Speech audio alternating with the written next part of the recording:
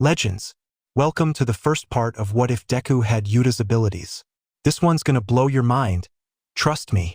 Big shout out to DISCLAIMER, the brilliant author of this story. Show them some love and support their amazing work. Your continuous support fuels this channel, and I can't thank you enough for sticking around. Let's set a goal of 100 likes for the next part. Let's make it happen. If you're new here, hit that subscribe button and join our journey for epic My Hero Academia content and beyond. Alright, buckle up, legends, and let's dive in. Prologue. Cursed Origin. A 16-year-old teenager stood in the dimly lit room, his eyes following the complex patterns of the talismans on the shelves. Each symbol felt both familiar and disconcerting, tugging at his consciousness. The air was laden with the aroma of incense and aged parchment, fostering an environment rich in mysticism. He ran a hand through his dark, messy hair, a few strands of green catching the faint light. His teal eyes, once bright with hope, now held a weariness that spoke of years of hardship and loss. The weight of his past pressed down on him, threatening to crush his very soul. Cursed? Izuku muttered, his voice barely above a whisper. The word echoed in his mind, a cruel reminder of the twists of fate that had befallen him. Cursed to be loved, cursed to amount to nothing, cursed to never find someone who truly cares. His fingers clenched into fists at his sides. And the most damning curse of all, to be powerless, unable to change my destiny or protect those I hold dear. As he examined the talismans, realizing they were designed to contain his overprotective feelings for his friend within his soul, Izuku turned to sit back down. The sudden creak of an opening door halted his movement, the sound cutting through the silence like a knife. A figure stepped into the room, his presence immediately commanding attention. Clad in a black jumpsuit that accentuated his athletic build, the newcomer moved with a fluid grace that spoke of years of training. Bandages covered his face, obscuring his eyes, but his snow-white hair stood in stark contrast to the dimness of the room. Despite his concealed gaze, the stranger exuded an aura of power and wisdom that sent a shiver down Izuku's spine. Each step was purposeful and deliberate, the soft rustle of his clothing mingling with the echo of his footsteps. As the man approached, Izuku felt an inexplicable pull, as if drawn by the stranger's sheer charisma. He came to a stop before Izuku, his posture controlled yet somehow inviting. "Izuku Yagi," the man spoke, his voice a blend of authority and gentleness that caught Izuku off guard. "We must talk." Izuku raised his weary eyes, dark circles beneath them a testament to his exhaustion. His gaze met the stranger's obscured face, a mix of apprehension and curiosity swirling within him. He unconsciously touched the necklace around his neck, the last memento of his departed friend, drawing strength from its familiar presence. Taking a deep breath, Izuku steadied himself. He thought about the name he had chosen for himself, a small act of rebellion against the life that had been forced upon him. "My name is Izuku Okatsu now," he thought, the words a silent affirmation of his new identity. Formerly Izuku Yagi. He paused, gathering his thoughts before speaking. The weight of his experiences, and the strange circumstances that had led him to this place all swirled in his mind. With a mixture of resignation and determination, he met the stranger's gaze once more. "And this," Izuku thought, his voice quiet but steady, "this is my cursed story. 12 years ago. Age 4. Mizudafu Hospital, Japan. Okachan, don't you think I might have a cool quirk?" Izuku asked, his round face beaming with excitement. His fluffy, pure black hair streaked with vivid green danced around his head in wild, unrestrained waves. "Yeah, Okachan, I hope I get an awesome quirk too." Izumi chimed in, her long, curly green locks bouncing as she shifted in her seat. The twins shared striking emerald eyes, their cheeks adorned with 3 freckles arranged like a delicate constellation. Their mother, Inko Yagi, smiled warmly at her children's enthusiasm. She was a slender woman with a gentle demeanor that instantly put others at ease. Her big, expressive eyes were a few shades deeper than her children's, reminiscent of lush forest foliage. Her straight, sleek hair cascaded past her shoulders in a shiny curtain of deep green, save for a small, spiky ponytail that bounced playfully at the base of her neck. "I'm sure you both will develop amazing quirks," she reassured them, gently stroking Izuku's unruly hair. The family sat in the waiting room at Mizudafu Hospital, the air thick with anticipation as they awaited the doctor's return with the results of the twins' quirk assessment. Izuku, slightly shorter than his sister, fidgeted restlessly, his mind racing with possibilities about the incredible power that might suddenly manifest within him. Izumi leaned forward, her crystal blue gaze sparkling with determination. "I can't wait to find out," she whispered, her voice trembling with barely contained excitement. The twins exchanged knowing looks, their young minds painting vivid pictures of the great deeds and incredible talents that surely awaited them. In their burgeoning, curious imaginations, the world remained an open canvas to be colored by their individuality. The door creaked open, and the twins' heads swiveled towards it with sudden interest. Their eyes grew wide as the doctor himself entered. He was an elderly man with a kindly demeanor, his soft, wrinkled features radiating warmth. Despite the gentle sag of advanced age, he carried himself with a quiet dignity that commanded respect. His balding head gleamed under the fluorescent lights, a meticulously trimmed mustache twitching as he smiled. The white lab coat he wore bore faded stains, a testament to years of dedicated service. Peculiar goggles in the form of gears hung from his neck, hinting at an inventive mind and a keen eye for detail. His name tag, swaying gently with each measured step, read, Dr. Tsubasa. As he approached the family, his presence exuded calm authority. The corners of his eyes crinkled as he offered a warm smile, instantly putting the anxious twins at ease. "Well, Mrs. Yagi, I have some news regarding the assessment of the children's quirks," Tsubasa began, his voice soft and low, tinged with a hint of solemnity. He paused, carefully weighing his words as he addressed the family waiting anxiously for his response. Inko's heart began to race as she instinctively reached out to squeeze her children's hands reassuringly. Izuku and Izumi both leaned forward, their emerald eyes wide with a mixture of excitement and apprehension. Tsubasa's sharp gaze softened as he met the twins' hopeful expressions. "The good news is that your daughter, Izumi, has manifested an extraordinary quirk." A warm smile spread across his wrinkled features as he turned to address the young girl.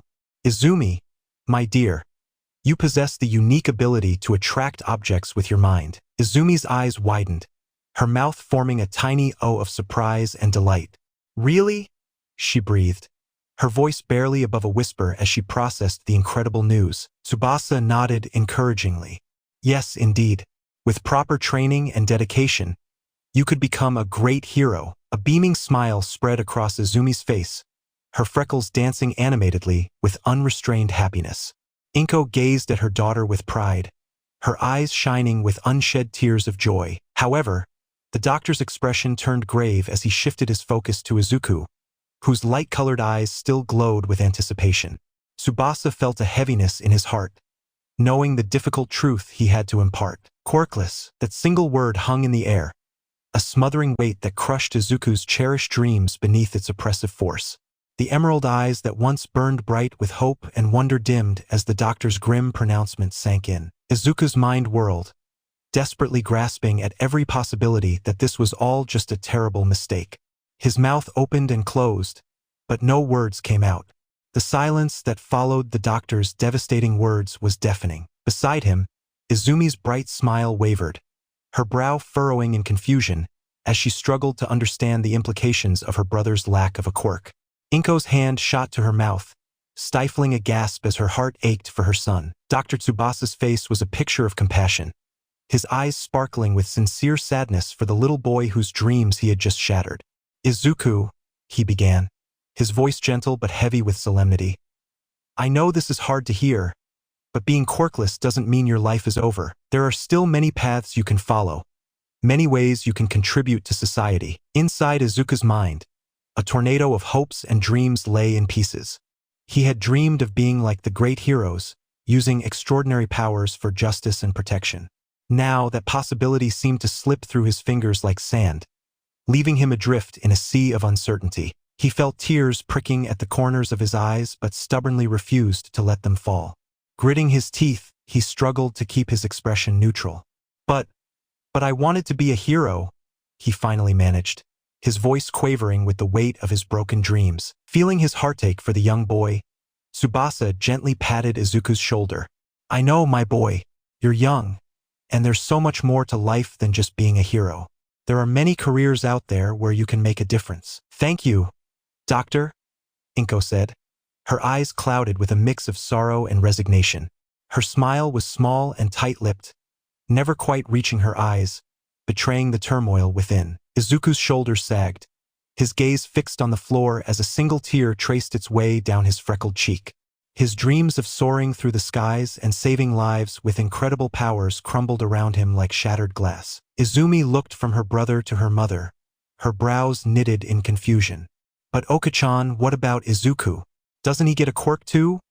She asked, her voice laced with concern. Inko's heart clenched at the raw disappointment etched across her son's face.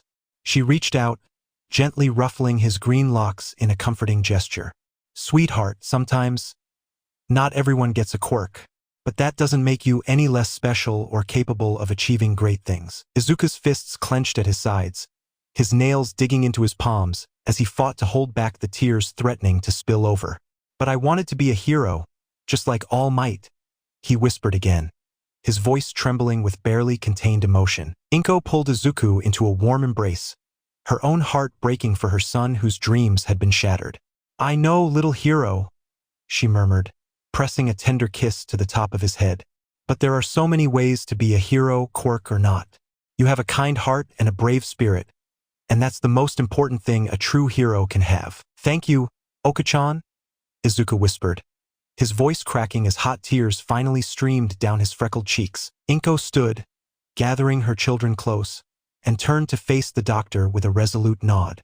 Kids, let's go home. When they arrived home, Inko sat the twins down to explain what the hospital had revealed to their father, Toshinori. He was a tall, thin man with one of the kindest faces imaginable, his eyes crinkling at the edges when he smiled. He listened intently as Inko recounted the doctor's assessment. Toshinori beamed with pride as he learned about Izumi's telekinetic capabilities. He playfully ruffled the young girl's curly green locks. That's my girl. With a quirk like that and the right training, you'll be an incredible hero one day. Izumi glowed under her father's praise, but when Toshinori's gaze fell on Izuku, his smile didn't quite reach his eyes. Izuku could sense the feigned cheer behind it, the undercurrent of pity that made his heart sink even further. Although I was quite perceptive at the time, being quirkless hit me full force in our society. I remember at preschool how the other children would mob Izumi when her abilities first manifested. Their eyes shone with wonder and admiration, like she was some kind of living miracle. But then things very quickly changed the instant word spread that I was quirkless. Suddenly, I was the outcast, the target for all their ridicule and cruel whispers. I pushed on with the help of my parents and their friends at work, especially from my mother's unconditional love and encouragement. But this slowly started to change over the months. That extraordinary talent which Izumi had for her quirk gradually enthralled even my parents, and their focus started shifting away from me to cultivate her excellent nascent abilities. At first, it was small things, extra training sessions and special outings designed to hone her skills. Gradually, though, it began to manifest in stronger ways. Dinners at the table revolved around Izumi's progress, potential, and the bright future lying ahead of her as a hero in training. I'd sit there, pushing food around my plate, feeling more and more invisible with each passing day. I was trying not to let it get to me, but it was getting pretty impossible not to feel the isolation. Mom and Dad's faces would light up whenever Izumi did anything telekinetic. By the time their eyes shifted over to me, they were still just sort of dim, like someone had turned down the brightness on their expressions. My mom, my old champion, seemed to have less and less time for me. Her attention now belonged to Izumi's training regime, researching the best methods to nurture her quirk, and planning out the inevitable choosing of some prestigious hero academy. I'd sometimes catch her looking at me with a mix of pity and disappointment, quickly masked when she realized I'd noticed. It wasn't intentional negligence, but rather a byproduct of their overwhelming pride and ambition for Izumi's success. She, in their eyes, was ordained for greatness, a hero in the making whose legend would be among stars. I was just there, a reminder of what could have been. Perhaps I became the afterthought, a shadow in the background, fading into obscurity as the spotlight shone brightly on my sister's extraordinary abilities. The once warm hugs became perfunctory, the proud smiles reserved for Izumi's achievements. I was drowning in a sea of indifference, and no one seemed to notice. My days turned into a blur of waking up early, getting ready for school, and suffering through the isolation that came with being quirkless. Izumi had blossomed in her abilities and classmates' regard. In turn, I was met with at best indifference, and at worst downright distaste. The whispers in the hallways, the pointing fingers, the mocking laughter, they all became a constant backdrop to my school life. Some days were worse than others. On really bad days, Izumi's friends would crowd around her in a circle as she summoned her telekinesis powers to float some object, which would ostensibly levitate with just the flick of her wrist. And most days, well, I'll show you. Izuku lay crumpled on the grass, a sprawl of bruises and cuts all over his body. Blood oozed from his nose and the corner of his mouth, dropping onto the blades of grass beneath him, painting them crimson. His former friend, Katsuki, now one of the brainwashed followers of Izumi, sneered down at his battered form, his explosive quirk crackling menacingly at his fingertips. "Deku, you useless bastard," Katsuki spat, his crimson eyes burning with contempt. "You really think that a quirkless weakling like you can become a hero?" He let out a derisive laugh, and his cronies joined in with cruel guffaws that echoed across the schoolyard. Izuku winced, every bark of laughter a stiletto to the heart.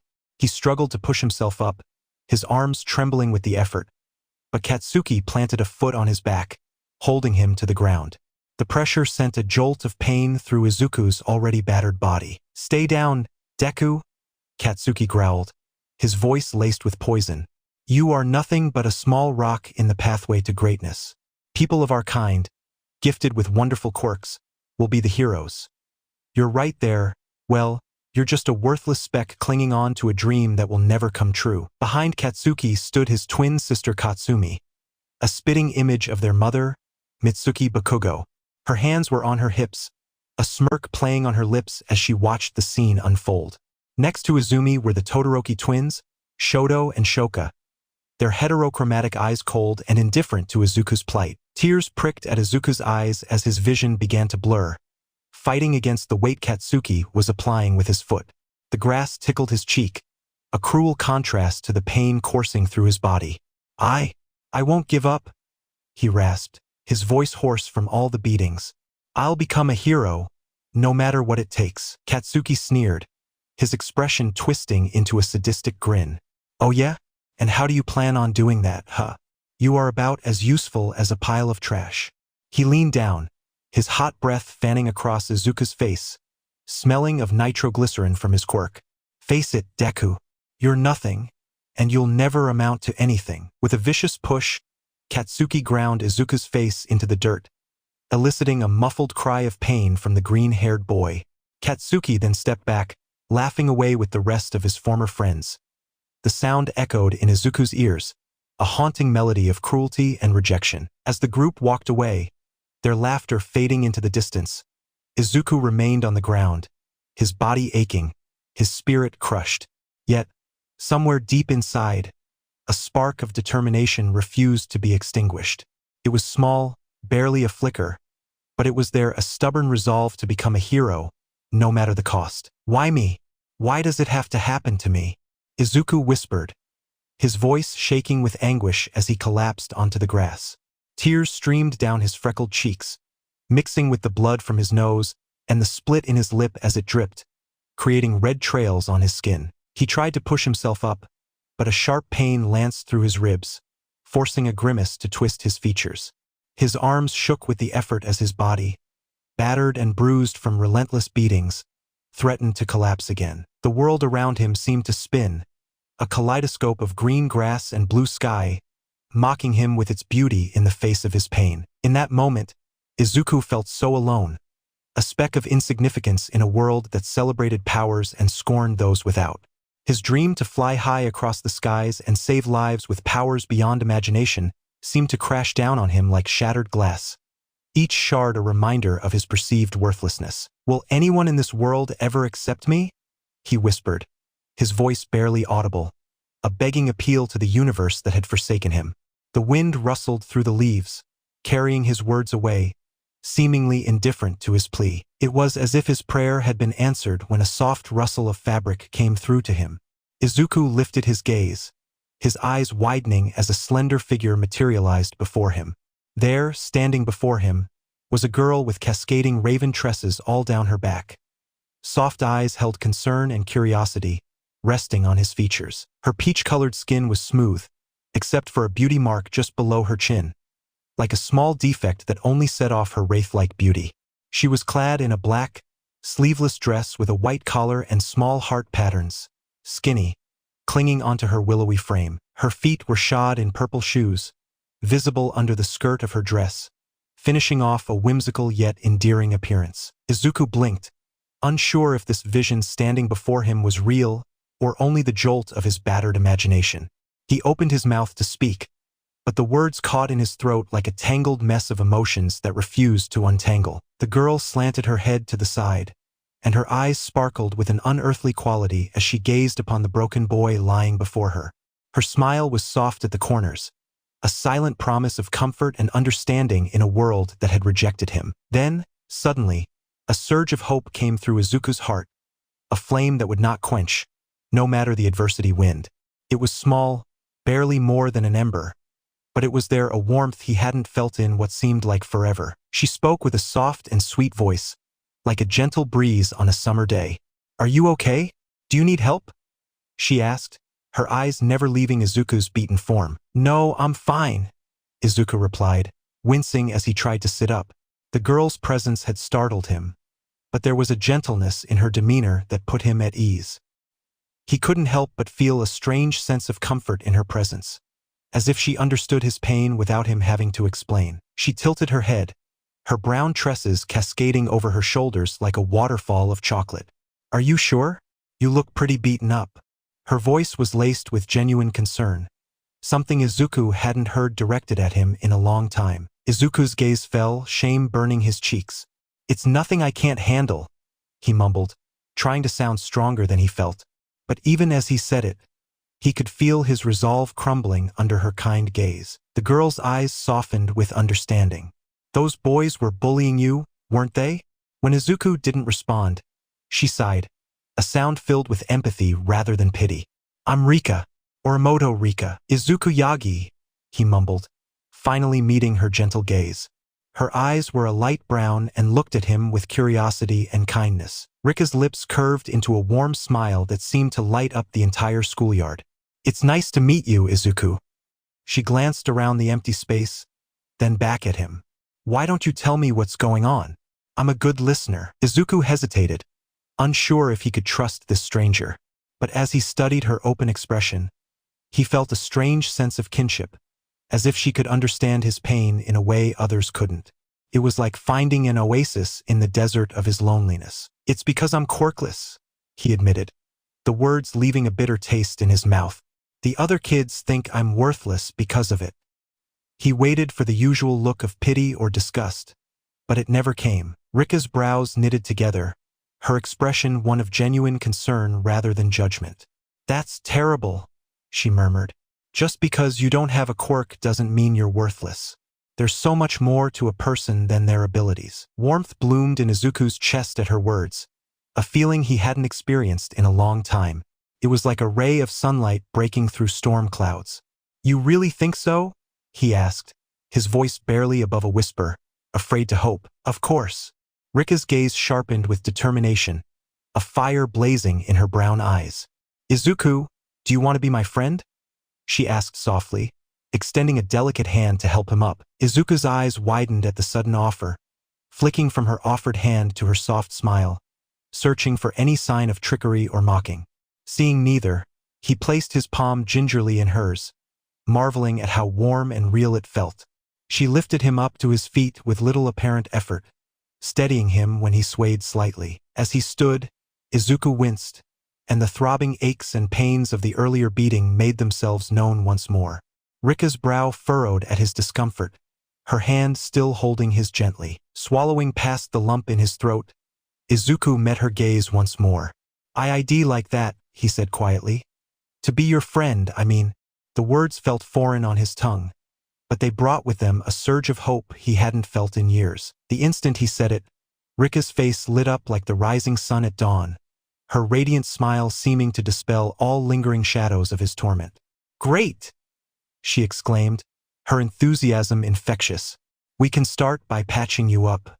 I know a quiet spot where we can rest for a bit. She took his arm, careful of his wounds, and turned to cross the schoolyard with him toward a more secluded corner beneath the drooping branches of a weeping willow.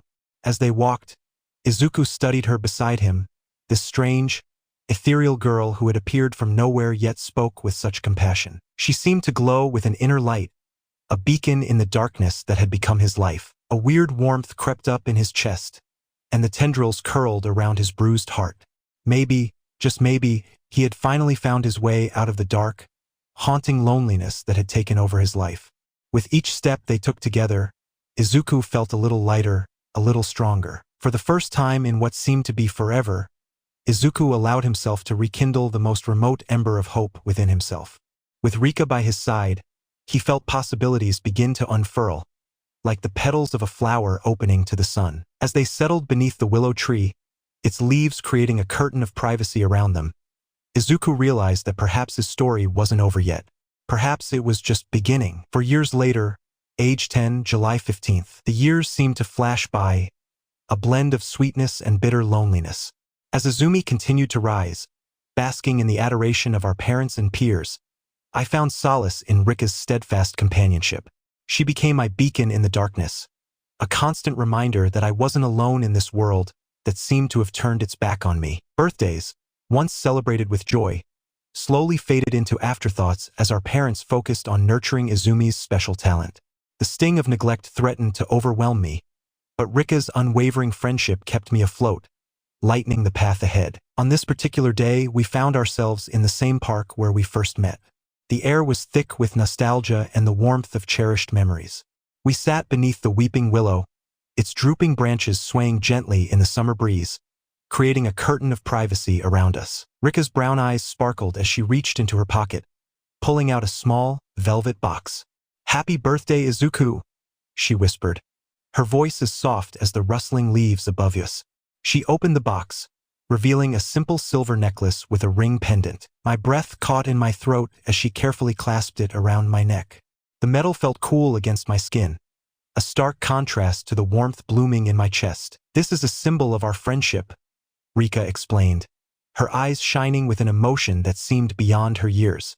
"It's a promise that I'll always be by your side, no matter what.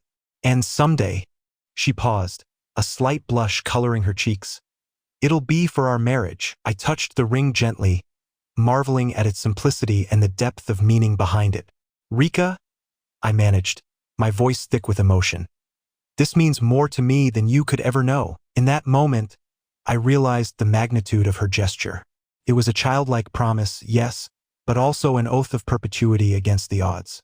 We were kindred spirits, our bond forged in the fires of loneliness but tempered by the strength of our hearts. As the afternoon wore on, we shared stories and laughter, the weight of my usual worries lifting in Rika's presence.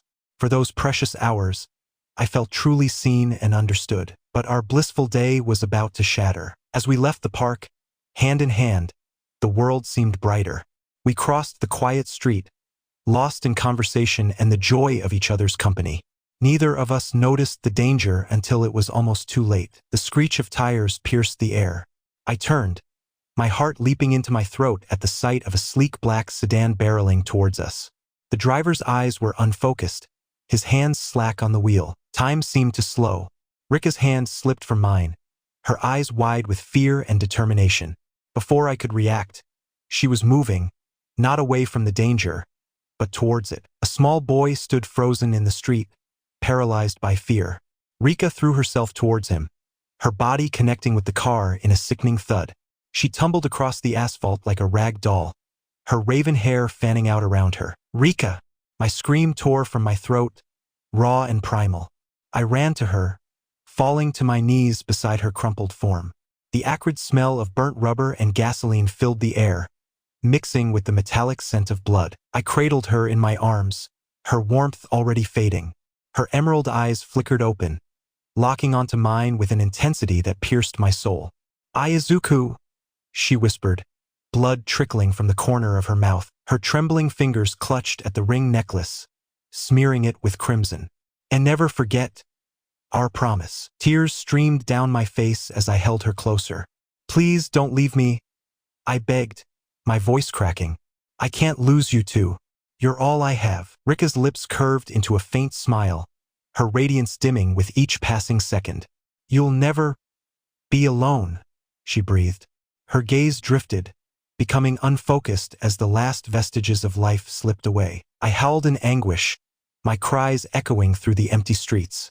The one light in my world, my tether to hope, had been cruelly extinguished. In that moment, I felt the last fragments of my battered soul shatter, leaving me adrift in a sea of darkness and despair. As I knelt there, lost in my grief, a strange sensation prickled at the edge of my awareness. Something was wrong, terribly wrong. I looked up, my vision blurred by tears, and saw it. A sludge-like creature was crawling towards me, its form as black as the void and reeking of decay. It had no eyes, no discernible features, yet I knew with certainty that it was looking at me. This was a curse, I realized with growing horror, the first I had ever encountered. It spoke, its voice a grating, inhuman sound that sent shivers down my spine. Izuku, it rasped. When we grow up, let's get married. Revulsion and terror seized me as the foul creature reached out a ropey tendril that curled around my legs with a cold, clammy embrace. My face contorted into an expression of abject horror, my whole being recoiled from this foul aberration. It's a promise, Izuku. 6 years later. Age 16. July 15th, a week before. It's been 6 long years since Rika died and became a cursed spirit. I can still vividly remember her funeral. My face remained stoic and emotionless throughout the service, despite the tears that threatened to fall. By then, I had reached a point where I no longer cared about what was happening around me. Izumi and her friends had made it crystal clear where I stood in this unjust world of ours. Aldred Junior High. The classroom buzzed with the usual chatter of teenagers as the teacher entered, a stack of papers in his hands. He cleared his throat, silencing the room. Hey, third years, he called out, his voice carrying a mix of excitement and nostalgia. It's that time when you should start thinking about your future. He paced back and forth, waving the papers. I have these career forms for all of you, but... He paused, a mischievous glint in his eyes. I know you all have big dreams of becoming heroes. With a theatrical flourish, he tossed the forms into the air. They fluttered down like confetti, eliciting cheers from most of the students. Yeah! The majority of the class erupted in enthusiasm, their quirks activating in small bursts of excitement. One student's hair turned into writhing snakes, another's skin glowed like a disco ball, and yet another's fingers stretched like rubber bands. However, amidst the sea of excitement, 5 individuals remained noticeably silent. Their expressions ranged from indifference to barely concealed arrogance, setting them apart from their peers. The teacher's smile faltered slightly as he noticed the divide. Yes, you all have wonderful quirks, he continued, his tone more subdued. But remember, it's against the rules to use them in school. Heh! A scoffing voice cut through the excitement. All heads turned to the mid-right of the classroom, where Katsuki Bakugo sat with his feet propped up on his desk. Don't lump me and my friends together with all you extras. The 16-year-old Katsuki, his spiky blonde hair as wild as his personality, wore a smug grin. With their useless quirks, they should consider themselves lucky just to be some delisted sidekicks. Before he could continue his rant, another student interrupted. Quit being so full of yourself, Katsuki. Katsuki's eyes flashed with cruel amusement or arrogance, tiny sparks dancing in his palms. Shut it, extras should know their place. The teacher, sensing the growing tension, quickly intervened. Ah, Bakugo, he said, his eyes scanning the room before settling on a group of students. I heard that you, Katsumi, the Todoroki twins, and Izumi are all aiming for UA High School. The class's attention shifted to the mentioned students. Shoto and Shoka Todoroki sat side by side, their dual-colored hair a stark reminder of their powerful lineage. Shoka's hair had grown longer over the years, cascading down her back in a mesmerizing mix of red and white. Next to them, Katsumi Bakugo leaned back in her chair, a confident smirk playing on her lips. She had undergone quite a transformation since childhood. Her long blonde hair was styled uniquely. A spiky fringe framed her face, while 2 short pigtails at the back added a touch of playfulness to her fierce appearance. Her athletic build spoke of hours of dedicated training, and her presence commanded attention. Izumi, seated nearby, gave a subtle nod of acknowledgement. Her emerald eyes, once filled with childlike wonder, now held a determined spark. She had grown into a formidable young woman, her physique sculpted from years of rigorous training under All Might's guidance. The room buzzed with renewed chatter after the announcement. Katsuki, never one to miss an opportunity to boast, hopped onto his desk. "That's right," he declared, his voice brimming with confidence. "We've either aced the mock exam or earned recommendations. UA is the only place deserving of elites like us. The other schools can have the leftovers." Katsumi rolled her eyes at her twin's words but didn't argue. "We've been preparing for this our entire lives," she added, her voice carrying a similar assurance but with a hint of more composure. The Todoroki twins exchanged a glance but remained silent, their thoughts about UA concealed behind unreadable expressions. As the excitement began to die down, the teacher's eyes fell on a figure at the back of the class. "Oh, Yagi," he said, his voice tinged with surprise. "You're also going for UA, aren't you?" The classroom plunged into an eerie silence. It felt as if all the air had been sucked out, leaving a void of shock and disbelief. The background seemed to blur, leaving only the intense emotions at the center of the room. Bakugo's face contorted with a mix of shock and fury. His crimson eyes widened and then narrowed dangerously. His jaw clenched so hard it seemed on the verge of snapping. Veins bulged in his neck as he struggled to contain his explosive anger. Behind him, previously unnoticed, sat a boy who seemed to contrast the lively energy of the classroom. His jet-black hair with streaks of emerald green was a stark reminder of what used to be. Until that moment, he had been slumped over his desk, seemingly asleep or lost in his own world. Upon hearing his name, Izuku Yagi slowly raised his head. His movements were deliberate, almost mechanical, as if each motion took immense effort. As his face came into view, the class collectively held their breath. Izuku's teal eyes, once vibrant with life and dreams, now appeared hollow and distant.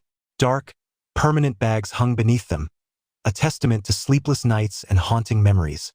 His gaze held a cold, glassy quality, as if he were looking through everyone rather than at them. For a brief moment, Izuku and Bakugo locked eyes. During that fleeting instant, a hint of something, maybe acknowledgement, maybe defiance, flashed across Izuku's expression before it returned to its usual mask of indifference. "Yes," Izuku replied, his voice flat and emotionless. "So what?" The classroom erupted into laughter, the tension breaking like a dam. Comments flew from all directions, each more mocking than the last. "The second-best twin? Really? You can't get a hero license with good grades alone, Yagi. What's your quirk again? Oh right, you don't have one." Amidst the cacophony of laughter and jeers, Izuku remained still, his expression unchanged. He had long since learned to tune out their words, to let them wash over him like water off a duck's back. But deep inside, in a place he rarely acknowledged, a small flame of determination continued to burn. Bakugo seethed with silent anger, his face contorted into a mask of rage. His crimson eyes, blazing with fury, locked onto Izuku's stoic form. With deliberate and menacing steps, he advanced towards Izuku's desk, each footfall echoing in the now silent classroom. The air crackled with tension as Bakugo's palm ignited with small, threatening explosions. The sharp scent of nitroglycerin hung in the air, a potent reminder of the unpredictable ability at his disposal. Suddenly, he forcefully slammed his explosive hand down on Izuku's desk, sending a tremor through the room. The sudden loud noise caused several students to flinch, but Izuku remained unfazed. His emotionless teal eyes slowly rose to meet Bakugo's intense glare. The sharp contrast between Bakugo's explosive anger and Izuku's cold indifference created an almost tangible tension in the air. "Wow, Bakugo, I'm surprised you didn't do that earlier," Izuku remarked sardonically, his voice laced with a hint of boredom. "You think you're funny, Deku?" Bakugo snarled, the low, even tone of his voice making it all the more threatening. Small explosions kept popping in the palm of his hand, scorching the surface of Izuku's desk. "You think a quirkless nobody like you has any place at UA?" Izuku's response was a deliberate blink, his face remaining impassive. At this, Bakugo seemed to grow even angrier, his face twisting further into a deep scowl. "What's wrong, Deku? Cat got your tongue?" Bakugo snarled, leaning in closer. His hot breath ghosted over Izuku's face, carrying the faint scent of caramel. Or are you finally realizing just how pathetic your dreams are? Izuku's expression didn't change, but something flickered in the depths of his eyes. It wasn't fear, nor was it anger. It was a more somber, deep-set mixture of resignation and barely contained resentment. My dreams. Izuku finally spoke, his voice barely above a whisper. What do you know about my dreams, Kaken? The childhood nickname slipped out, laced with a bitterness that even Bakugo paused at. For a moment, the classroom was silent, the tension palpable. Then Izuku continued, a hard edge to his voice. You're right. I am quirkless. But that doesn't mean I can't try. It doesn't mean I can't fight. Bakugo's free hand clenched tightly, his knuckles white from the strain. His entire body shook and quivered with barely restrained anger, like a volcano on the verge of eruption.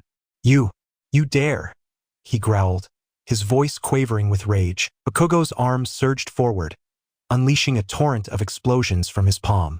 But before the blast could connect, Izuku's hand darted out with unexpected speed, seizing Bakugo's wrist with a strong, unwavering grip. In one fluid motion, Izuku twisted, using Bakugo's momentum against him. The blonde's eyes widened in shock as he felt his feet leave the ground. With a resounding thud, Bakugo's back slammed onto Izuku's desk, the impact knocking the wind from his lungs. Izuku maintained his hold, twisting Bakugo's arm into a painful lock. See, Kaken? He said, his voice low and cold. A bitter smirk played at the corners of his mouth, a far cry from the timid smiles of their childhood. This is what I meant by fighting. Bakugo's face contorted, a mix of pain, shock, and unbridled fury. His crimson eyes burned with a rage that seemed to set the very air around them ablaze. He struggled against Izuku's grip, small explosions popping futilely from his trapped palm. You bastard! Bakugo snarled through gritted teeth, his face contorted with a mixture of pain and fury. His red eyes blazed with an intensity that could melt steel, but beneath the anger, there was a flicker of disbelief. How dare you? When did you? He stammered, struggling to comprehend how the tables had turned so dramatically. Izuku's grip remained firm, his teal eyes cold and unforgiving. I wouldn't do that if I were you, he warned, his voice low and steady. I could dislocate your arm right now. The class watched in stunned silence, the air thick with tension. The seemingly impossible had happened. The quirkless Deku had overpowered the explosive prodigy. Even Katsumi, usually quick to jump to her twin's defense, stood frozen, her eyes wide with shock. Bakugo's muscles tensed as he fought against Izuku's hold, small explosions crackling ineffectively from his trapped palm. Each pop and sizzle only seemed to emphasize his powerlessness in this situation. Let me go, Bakugo growled, each word dripping with venom. His free hand twitched, itching to unleash an explosion, but the awkward angle of his position left him at a disadvantage. Izuku leaned in closer, his breath ghosting over Bakugo's ear. Not so fun being on the other side, is it, Kaken? He whispered, the childhood nickname now a mockery of their shared past. For a moment, something flickered in Bakugo's eyes, a hint of recognition, perhaps even a touch of fear, but it was quickly consumed by the inferno of his rage. I'll kill you for this, Deku, he spat, renewing his struggles. Izuku's grip tightened fractionally, eliciting a barely suppressed wince from Bakugo. You've been trying to do that for years, Izuku replied, his voice eerily calm. How's that working out for you? The teacher, finally finding his voice, suddenly stood up. His chair scraped against the floor, shattering the tense silence that gripped the classroom. Yagi! Bakugo! That's enough! He shouted, his face reddening with a mixture of anger and embarrassment for losing control of his class. Both of you, let go of each other right now and return to your seats. Izuku maintained eye contact with Bakugo for a moment, his inscrutable teal eyes locking with Bakugo's fiery gaze. Then he slowly loosened his grip on Bakugo's arm. As Bakugo hastily got up and massaged his wrist, Izuku calmly adjusted his uniform. Sorry, sensei, Izuku said, showing no trace of genuine remorse in his voice. It won't happen again. Bakugo, still furious, attempted to speak, but the teacher interjected sharply. No more, Bakugo. Get back to your seat. Now, as Bakugo stomped back to his desk, muttering curses under his breath, the rest of the class watched in stunned silence. The air was thick with tension, and whispers began to circulate among the students. Did you see that? How did Deku do that? Maybe he's not as useless as we thought. Izuku ignored the murmurs, his face an impassive mask as he sat back down. He could feel the weight of his classmates' stares, a mixture of fear, curiosity, and newfound respect. As the class gradually settled into the familiar routine of the day, Izuku noticed Izumi out of the corner of his eye. His sister's gaze held a mix of surprise, concern, and something else he couldn't quite identify. Their eyes briefly connected, and Izuku felt a moment of something indescribable, but he swiftly pushed it aside, refocusing his attention on the teacher's monotonous voice. Time skip. As the final bell rang, signaling the end of another grueling school day, Izuku began to pack up his belongings. The classroom buzzed with the usual chatter and movement of students eager to leave, but Izuku remained focused on his task, his movements mechanical and precise. He reached for his hero analysis journal, number 13 in a long series that documented his tireless observations of heroes and their quirks. The worn notebook was a testament to his unwavering dedication, despite the constant ridicule and discouragement he faced. Its cover was adorned with carefully drawn hero emblems, each one a reminder of the dream he refused to let go. Just as his fingers grazed the cover, a hand swooped in and snatched the journal away. Izuku's eyes followed the movement, his expression unchanging despite the familiar pang of frustration that coursed through him. Well, what do we have here?" A mocking voice rang out. Izuku looked up to see Bakugo standing over him, the stolen journal dangling from his fingertips. The blonde's face was twisted into a sneer, his earlier humiliation clearly still fresh in his mind. His red eyes glinted with malice, a stark contrast to the fading afternoon light filtering through the classroom windows. "Give it back, Kaken," Izuku said, his voice low and controlled. He stood up slowly, his teal eyes never leaving Bakugo's face. The tension between them was palpable, like a taut wire ready to snap at any moment. Bakugo's sneer deepened, revealing teeth clenched in anger. "Or what, Deku? You'll flip me again?" He waved the journal tauntingly, his movements exaggerated and mocking. "Let's see what kind of useless crap you've been scribbling in here." As Bakugo began to flip through the pages, his expression shifted from mockery to something else, a mix of surprise and grudging admiration. The detailed sketches and meticulous notes were far more comprehensive than he had expected. Each page was filled with intricate diagrams, precise calculations, and insightful observations that spoke volumes of Izuku's analytical skills. "Tisich," Bakugo scoffed, trying to mask his reaction. "You really think this will help you become a hero? Pathetic." His voice wavered slightly, betraying a hint of uncertainty that he quickly tried to suppress. Izuku remained silent, his eyes fixed on his journal. The tension in the room was palpable, drawing the attention of the remaining students. Among them, Izumi watched the exchange with a conflicted expression, caught between concern for her brother and loyalty to her friends. Her hands fidgeted nervously at her sides, unsure whether to intervene or stay silent. Bakugo's eyes glittered with malice as he held Izuku's journal high. With an explosion of his quirk, he burned the cover, leaving dark, angry marks on the once flawless surface.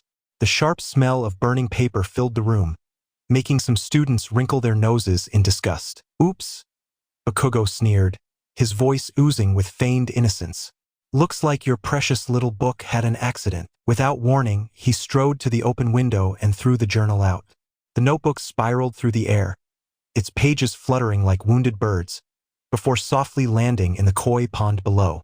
The ripples it created disturbed the tranquil surface of the water, much like how Bakugo's actions disturbed the uneasy peace of the classroom. Izuku's face remained expressionless, but he clenched his fists at his sides, his knuckles turning white as he tried to restrain himself. The other students watched in tense silence. Some looked away, unable to bear witness to the cruelty, while others stared with morbid fascination. Bakugo turned to face Izuku, a cruel smirk twisting his expression. "Hey, nerd," he said, speaking in a low and menacing voice.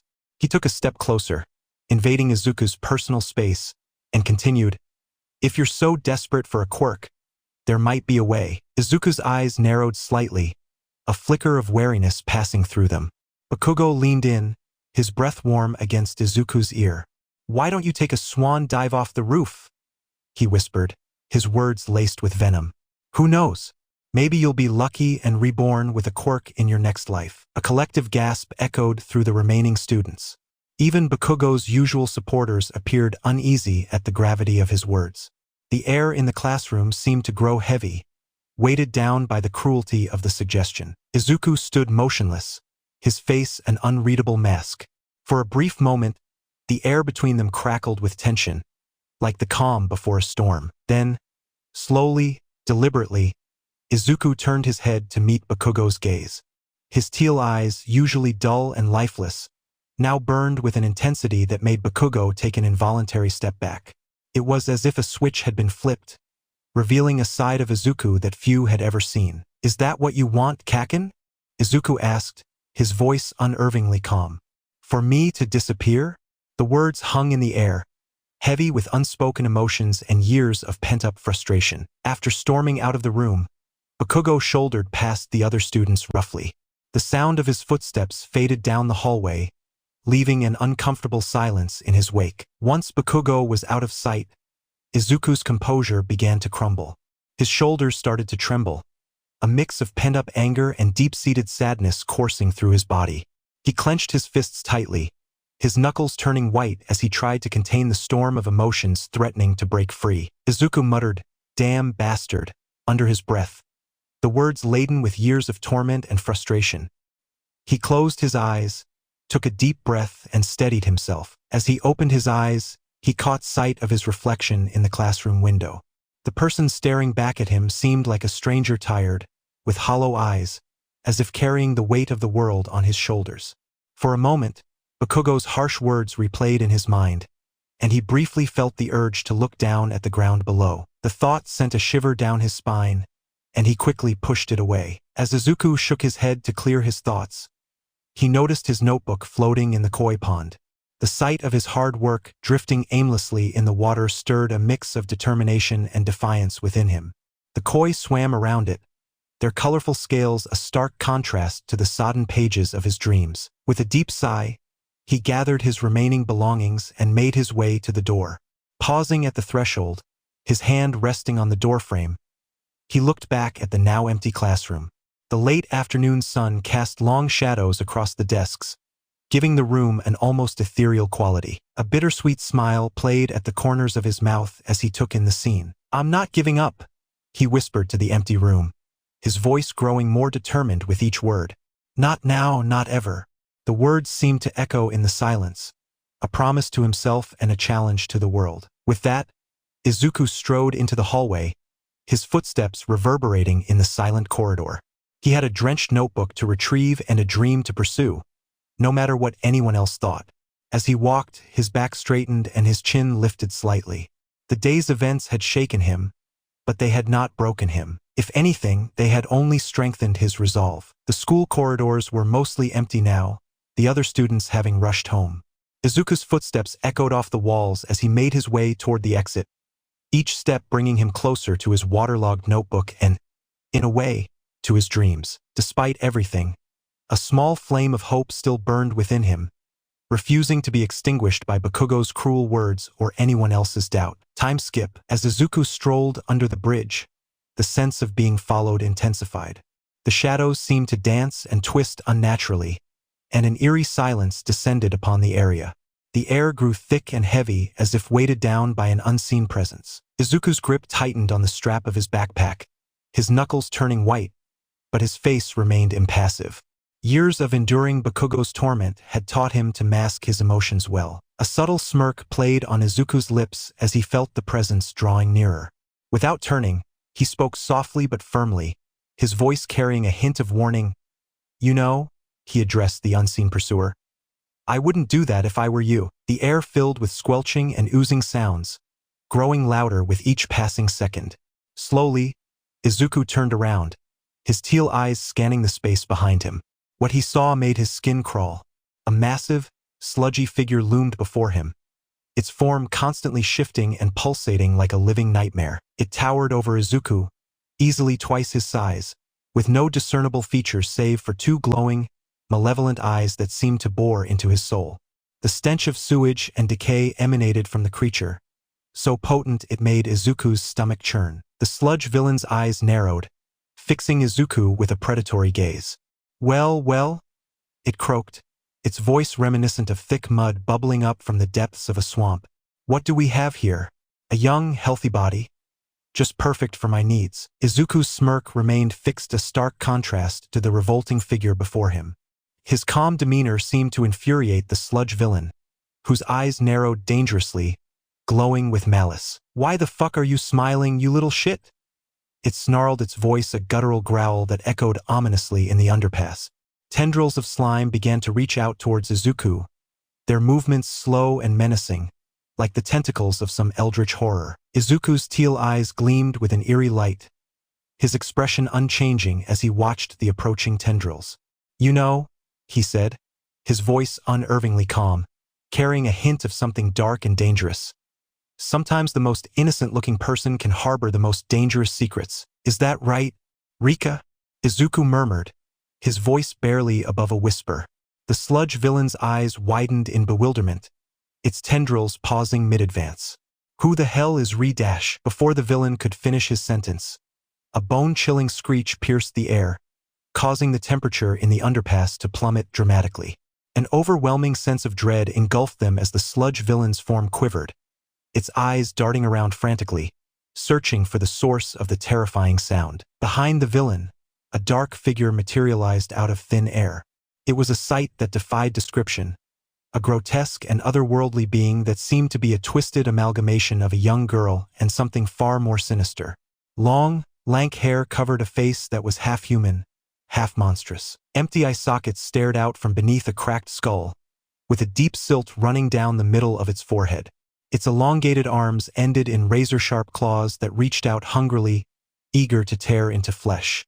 The creature's stance was aggressive, its arms extended outwards threateningly, radiating an aura of pure malevolence. Izuku had been accompanied by Rika, the Queen of Curses, for the past 11 years.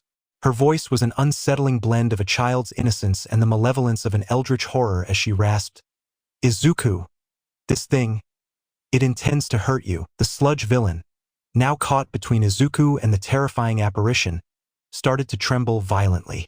Its liquid form quivered with fear, its eyes frantically shifting between the two threats. What's happening? It stuttered, all of its earlier confidence evaporating in an instant. What kind of quirk? Izuku cut in, his teal eyes glowing with an eerie light, interrupting the villain mid-sentence. A humorless smile played on his lips as he observed the growing panic in the villain's eyes. Rika is something far beyond what you can understand. It's not just a quirk. She's something else entirely. Rika's form grew larger, her presence filling the underpass with a suffocating sense of dread. Her extended claws inched closer to the sludge villain, the air around them seeming to distort with her power. Izuku? The echoing, distorted voice of Rika asked, a mix of childlike curiosity and inhuman malevolence. Shall I tear it apart? Izuku shut his eyes for a moment, considering. When he opened them again, they were cold with determination, a stark contrast to the chaos unfolding around him. No, Rika, he whispered, his voice carrying a weight of authority that belied his years. Incapacitated. Rika's twisted figure appeared to tremble with excitement, her claws flexing eagerly at the command. Okay, Izuku, she said, her voice a chilling mix of childlike delight and sinister malevolence that sent shivers down the spine. In an instant, Rika's ghostly form surged forward, moving faster than the naked eye could follow. Her razor-sharp claws sliced through the air, cold as the void itself.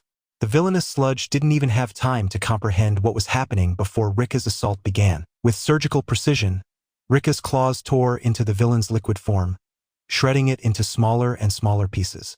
The villain's agonized screams reverberated through the underpass, an echoing symphony of pain and terror that seemed to go on forever. When the cacophony finally died down, an eerie silence fell over the underpass. Izuku surveyed the scene before him, his teal eyes taking in every grotesque detail. The once clean concrete was now covered in a thick layer of green sludge, splattered across the walls and pooling on the ground like some macabre artwork. Rika hovered nearby, her form still pulsing with malevolent energy. Izuku could feel her satisfaction radiating through their connection, a twisted sense of pride at a job well done. He allowed himself a small, grim smile before his expression returned to its usual stoic mask. As he stood there, surrounded by the remnants of the villain, Izuku suddenly tensed. His senses, honed by years of hypervigilance, picked up on something new. There was another presence nearby, hidden but unmistakable. "Someone else is here," he murmured, his eyes scanning the area with renewed intensity. The sewage tunnel to his left seemed to be the source of this new presence. Izuku's mind raced, considering the possibilities. Was it another villain lying in wait? A potential witness to the gruesome scene? Or perhaps a hero who had stumbled upon the aftermath? He turned to Rika, his voice low and steady, betraying none of the tension he felt. "Thank you, Rika. You can go now." The cursed spirit seemed to hesitate for a moment, reluctant to leave Izuku alone in potential danger. But she obeyed, her form fading away like mist in the morning sun, leaving behind only a lingering chill in the air. As Rika disappeared, Izuku took a deep breath, steeling himself for whatever might come next. He knew he couldn't linger here much longer. Whoever was in that tunnel could emerge at any moment, and he wasn't keen on explaining the scene before him or revealing the true nature of his power. With one last glance at the sludge-covered underpass, a grim reminder of what he was capable of, Izuku turned and walked away. His footsteps were quick but measured, betraying none of the adrenaline still coursing through his veins. As he left the area, his mind was already racing, planning his next move and how to handle the aftermath of this encounter. He had a long way to go, and this was just the beginning of his journey to prove himself in a world that had written him off. Time skip. Yagi resident Izuku lay on his bed, his eyes fixed on the ceiling as his mind raced with a whirlwind of thoughts and emotions. The faint murmur of voices from downstairs caught his attention, piquing his curiosity. With practiced stealth honed from years of trying to avoid notice, he quietly slipped off his bed and crept towards the stairs. As he reached the top step, Izuku peered down, his teal eyes widening in surprise. There, standing in the living room, were All Might and Lady Magnet, his parents, in their full hero regalia. The sight of them, so powerful and larger than life, made his heart clench with a complex mixture of awe and bitterness. "Mom and Dad are pro-heroes?" Izumi's excited voice rang out, causing Izuku to flinch involuntarily. He'd always harbored suspicions, but hearing it confirmed was another matter entirely. It felt like yet another secret kept from him, another way he'd been pushed to the periphery of his own family. All Might's booming laughter filled the room, a sound that once filled Izuku with hope, but now left a hollow feeling in his chest. "Indeed, young Izumi!" The hero's voice resonated through the house, its warmth failing to reach Izuku. "And we have an important matter to discuss with you." Izuku leaned in closer, his curiosity overriding his usual caution. He could see Izumi's face, alight with excitement and admiration. It was an expression he used to wear before years of neglect and disappointment had worn it away, leaving behind a mask of indifference. "Izumi," All Might continued, his voice growing serious. The shift in tone made Izuku's skin prickle with anticipation. "I want you to become my successor, to inherit my quirk, one for all." The words hit Izuku like a physical blow, knocking the air from his lungs. He felt his breath catch in his throat, his heart pounding so loudly he was sure they must hear it downstairs. His father, his idol, was offering such immense power to his sister? The unfairness of it all threatened to overwhelm him, a tidal wave of emotions he struggled to contain. "But why me?" Izumi asked, her voice tinged with uncertainty. Izuku found himself leaning even further forward, desperate to hear the answer, clinging to a last shred of hope. "Why not Izuku?" There was a pause, heavy with unspoken words. Izuku's heart raced, hope and dread warring within him. Then, All Might's voice, lower this time, shattered what remained of Izuku's world. "I don't think he can be a hero." The words echoed in Izuku's mind, each repetition like a knife twisting in his gut. He stumbled back, nearly losing his balance, his vision blurring as tears threatened to spill over.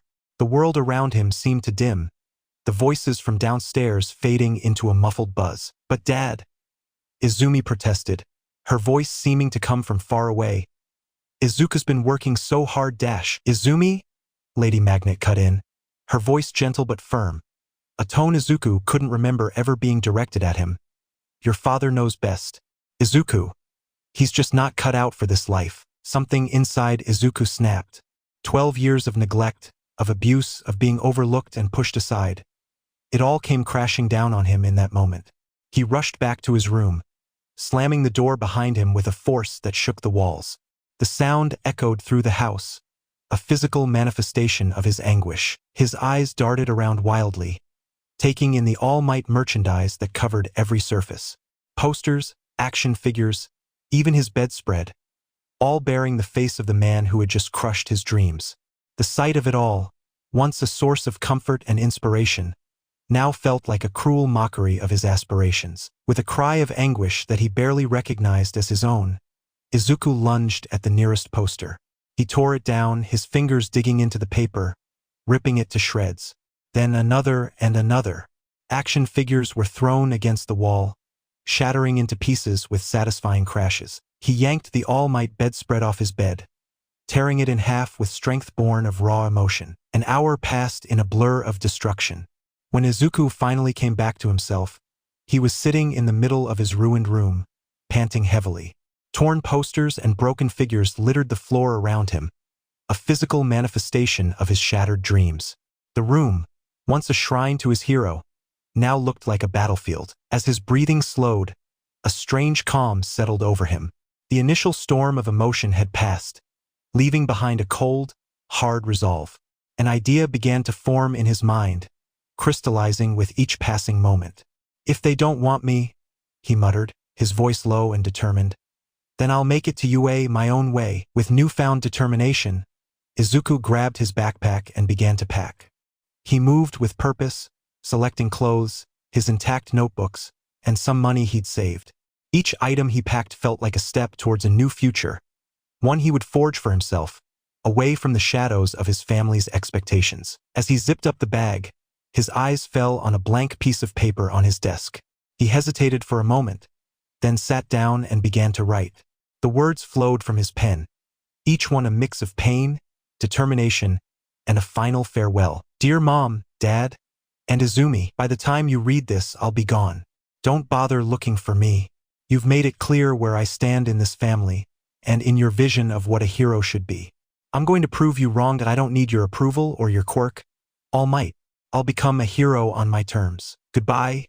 Izuku no longer Yagi. He folded the letter and left it on his desk, a final message to the family that had failed him.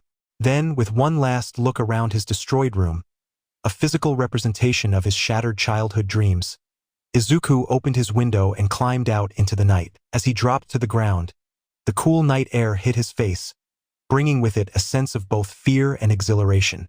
The streets stretched out before him, dark and unknown, but full of possibility. Izuku took a deep breath, squaring his shoulders. With each step that took him further from the only home he'd ever known, Izuku felt the weight of his past falling away. The future was uncertain, but for the first time in years, it felt like it belonged to him. As he walked into the night, a small, determined smile played on his lips. His journey was just beginning. "I'm free." Izumi POV. Mom, Dad, and I were returning from an outing for my birthday. The car ride was filled with laughter and chatter, the radio playing softly in the background. I gazed out the window, watching the city lights blur past, a smile playing on my lips. Yet, a nagging thought kept tugging at the back of my mind, like a persistent itch I couldn't scratch. It was Izuku's birthday too, yet he wasn't with us. I pushed the guilt aside, focusing on the warmth of the family around me. The way Dad's eyes crinkled when he laughed, and Mom's gentle hand on my shoulder. As we pulled into our driveway, I noticed an unusual stillness about the house. The porch light was off, and no welcoming glow came from the windows. A shiver ran down my spine, though I couldn't explain why. Climbing the stairs, my footsteps echoed in the quiet hallway, each creak of the floorboards seeming unnaturally loud. When I reached the top, I saw Izuku's bedroom door slightly ajar, a thin slice of darkness visible through the gap. A sense of unease crept over me as I approached, my heart beginning to race. I pushed the door open, wincing at the loud creak that broke the silence. My breath caught in my throat as I took in the scene before me. The room was in shambles, clothes strewn about like discarded skins, books torn and scattered like fallen leaves, and the All Might poster that once proudly adorned the wall now lay in tatters on the floor, the hero's smile now a grotesque grimace. "What the hell happened?" I whispered, my voice trembling. The words hung in the air, unanswered. My eyes darted around the room, trying to make sense of the chaos. That's when I spotted it. A folded piece of paper on Izuku's desk, stark white against the dark wood. With shaking hands, I picked it up, the paper feeling unnaturally heavy. I unfolded it, my eyes scanning the words written in Izuku's familiar, messy scrawl. "Dear Mom, Dad, and Izumi, by the time you read this, I'll be gone. Don't bother looking for me. You've made it clear where I stand in this family, and in your vision of what a hero should be. I'm gonna prove you wrong. I don't need your approval or your quirk. All Might. I'll become a hero on my terms.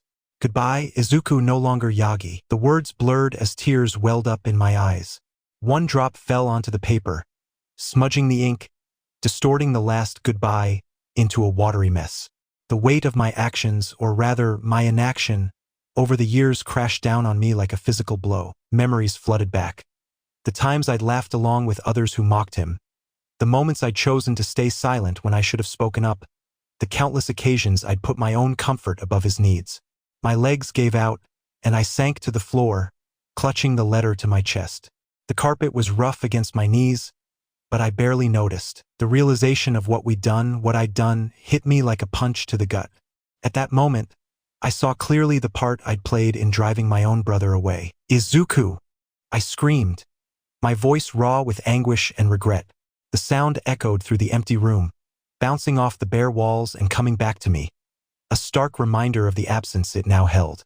As I knelt there, surrounded by the remnants of Izuku's shattered dreams, I couldn't help but wonder, how had we let things come to this? The All Might figurines that used to stand proudly on his shelves now lay broken on the floor, a metaphor for our fractured family. And more importantly, was it too late to make things right? The silence of the room seemed to mock me, offering no answers, only the crushing weight of guilt and regret. Japan was filled with ancient mysticism before people knew about quirks and the luminescent baby.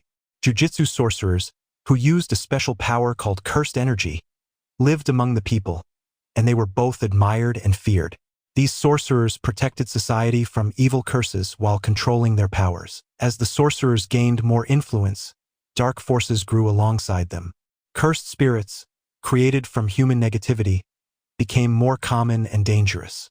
The line between protector and threat blurred, putting the world of jujutsu sorcery in a fragile state. Negative emotions cursed one child after a friend's death.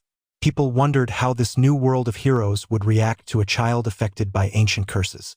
Would they accept this powerful but risky individual, or would fear to lead them to reject what they didn't understand? This set the stage for a clash of beliefs, testing humanity's ability to accept differences and marking a crucial moment for both jujutsu sorcery and the emerging world of heroes. A couple of minutes earlier, the evening calm at the Yagi household was shattered by the sudden, unexpected ring of the doorbell.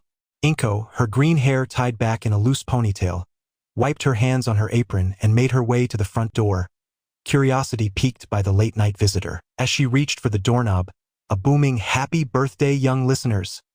exploded through the air with the force of a sonic boom.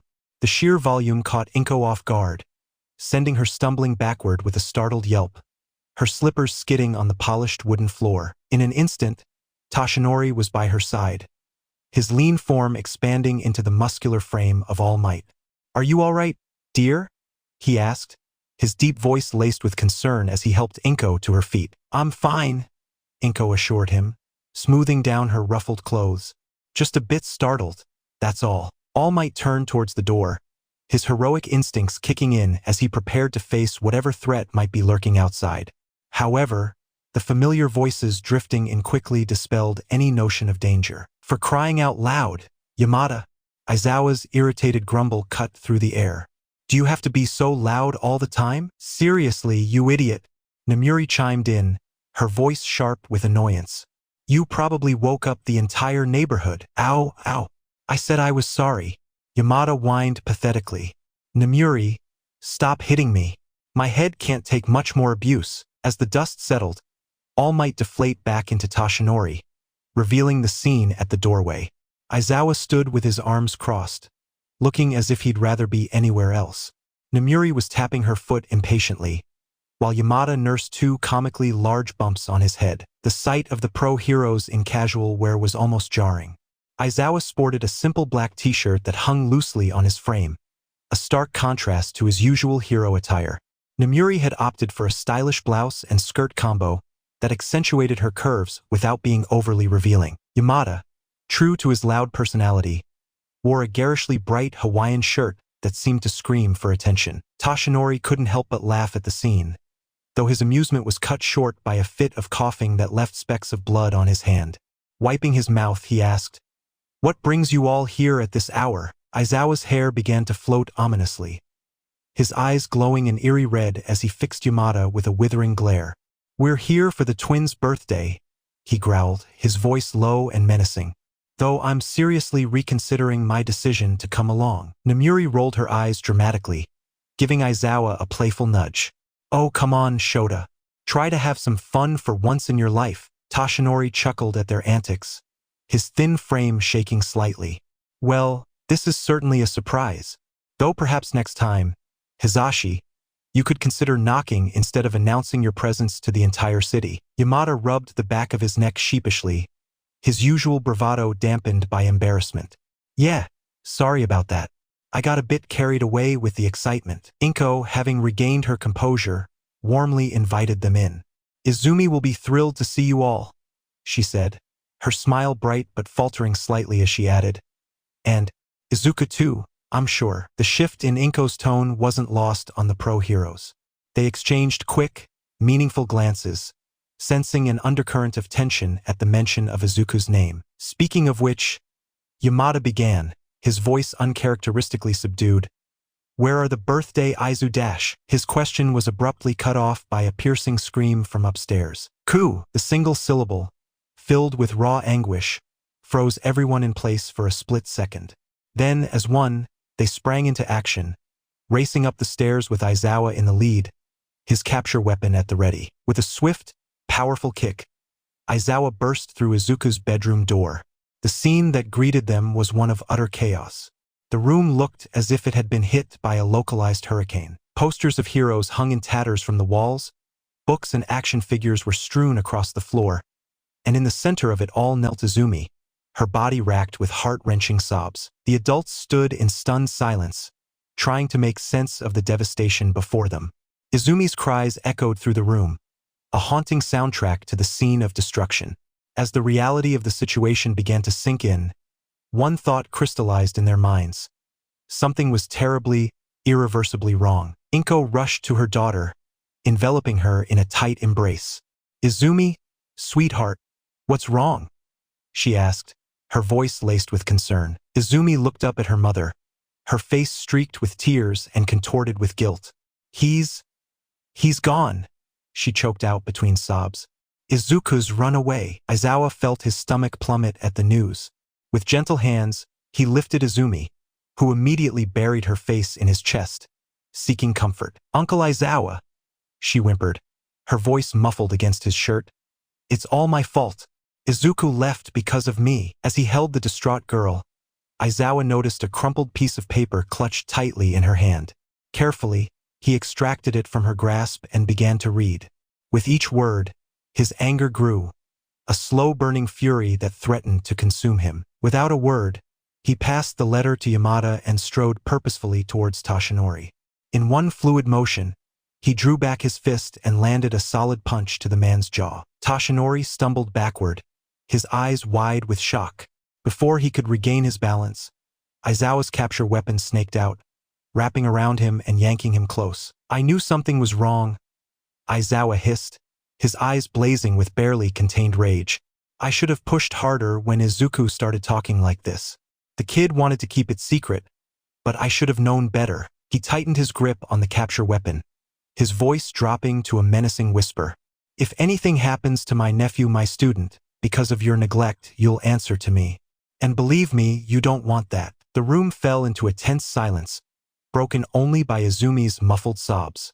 Everyone stood frozen, the air thick with unspoken accusations and mounting dread. "Wait a minute," Yamada said, breaking the oppressive quiet. He turned to Izumi, his expression a mix of worry and confusion. "What did you mean when you said it was your fault?" All eyes in the room swiveled to Izumi. She sniffled, trying to compose herself as she wiped away her tears. I need to tell you all something," she said, her voice barely above a whisper. "But it's not just about me. We need to call the Bakugos and the Todorokis too. And Principal Nizu. They all need to hear this." The heroes exchanged worried glances. Whatever this was, it was clearly bigger than they had initially thought. Aizawa tightened his embrace around Izumi. "Are you sure about this, problem child?" he asked, his gruff voice tinged with concern. Izumi nodded, her eyes shining with determination despite the tears that still clung to her lashes. "Yes, it's time everyone knew the truth. About Izuku, about me, about everything." Toshinori felt a chill run down his spine. What could possibly be so serious that it involved all these people? Namuri stepped forward, placing a comforting hand on Izumi's shoulder. "All right, sweetheart, we'll make the calls. But first, let's get you some tea to calm your nerves." As they made their way downstairs, Inko spoke up, her voice trembling with a mixture of fear and confusion. "Izumi, honey, what's going on? What haven't you told us?" Izumi looked at her mother, her eyes a storm of guilt and resolve. "Mom, there's a lot you don't know. About Izuku, about me, about what's been happening at school. I promise I'll explain everything. Just not yet. Not until everyone's here." They descended the stairs, the air heavy with unasked questions and mounting tension. As Yamada reached for his phone to make the necessary calls, one thing was abundantly clear. Whatever Izumi had to say was going to change everything. The foundations of their world were about to be shaken, and nothing would ever be the same again. Meanwhile, somewhere in Mizudafu, as the night descended upon Mizudafu, Izuku Yagi found himself wandering the city streets, his heart heavy with the weight of his decision. The familiar buildings and landmarks that had once been comforting now seemed to loom over him, silent witnesses to his departure. The cool night air nipped at his skin, sending a shiver down his spine that had nothing to do with the temperature. His backpack, hastily stuffed with whatever essentials he could grab in the moment of his flight, hung heavy on his shoulders. Each step he took seemed to echo in the quiet streets, a constant reminder of the solitude he now faced. The city, usually bustling with life, felt eerily empty at this late hour, mirroring the hollowness in Izuku's chest. To distract himself from the gnawing uncertainty that threatened to overwhelm him, Izuku fumbled in his pocket for his old iPod. The device, a hand-me-down from Izumi that she had long since outgrown, felt comfortingly familiar in his hands. He untangled the earbuds with shaky fingers, grateful for this small connection to his past life. Lost in thought, Izuku almost missed the muffled sounds coming from a nearby alleyway. He paused, pulling out one earbud to listen more carefully. The voices were hushed but urgent, laced with an edge that sent chills down his spine. As he peered into the alley, his heart raced at the scene unfolding before him. 6 burly thugs surrounded a young girl, their intentions clearly malicious. "Help me! Please help me!" she cried out frantically, her voice cracking with fear. The leading thug snarled at her, then smirked maliciously. "Don't worry, I won't bite," he taunted, his voice dripping with contempt. "Unless you're willing to give me a good time?" He leered at her, his grimy hands reaching out to unbutton her top until her bra was clearly visible. The girl, despite her predicament, caught Izuku's attention. She appeared to be around his age, with striking teal eyes that seemed to glow even in the dim light of the alley. Her long orange hair was tied in a high ponytail on the left side of her head, with bangs split into 3 clumps framing her face. Even in her casual wear, a simple white t-shirt and jeans, she possessed a certain grace that made Izuku's breath catch in his throat. However, the girl's beauty was overshadowed by the immediate danger she was in. The thugs had knocked her to the ground, their leering faces and wandering hands making their intentions clear. The concrete beneath her scraped against her skin as she struggled, leaving angry red marks. Note: the reason why I put this OST in here. The rhythm of the slow piano is perfect for this scene. But that's just me though. Damned bastards, Izuku thought, silently seething with rage. He felt a surge of anger unlike anything he'd experienced before, his blood boiling in his veins. Without a second thought, he reached into his backpack and pulled out a simple mask he'd packed on impulse.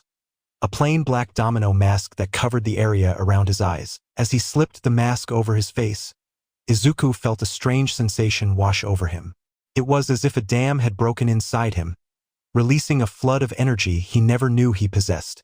Unbeknownst to him, a soft pink aura began to shimmer around his body, barely visible in the dim light of the alley. Acting on pure instinct, he dashed forward with surprising speed, aiming for the leader who had pinned the girl to the concrete. His feet barely seemed to touch the ground as he moved, propelled by a force he couldn't explain. Time slowed down as Izuku ran. So, Rika, he thought, reminiscing on her sacrifice to protect that poor boy all those years ago.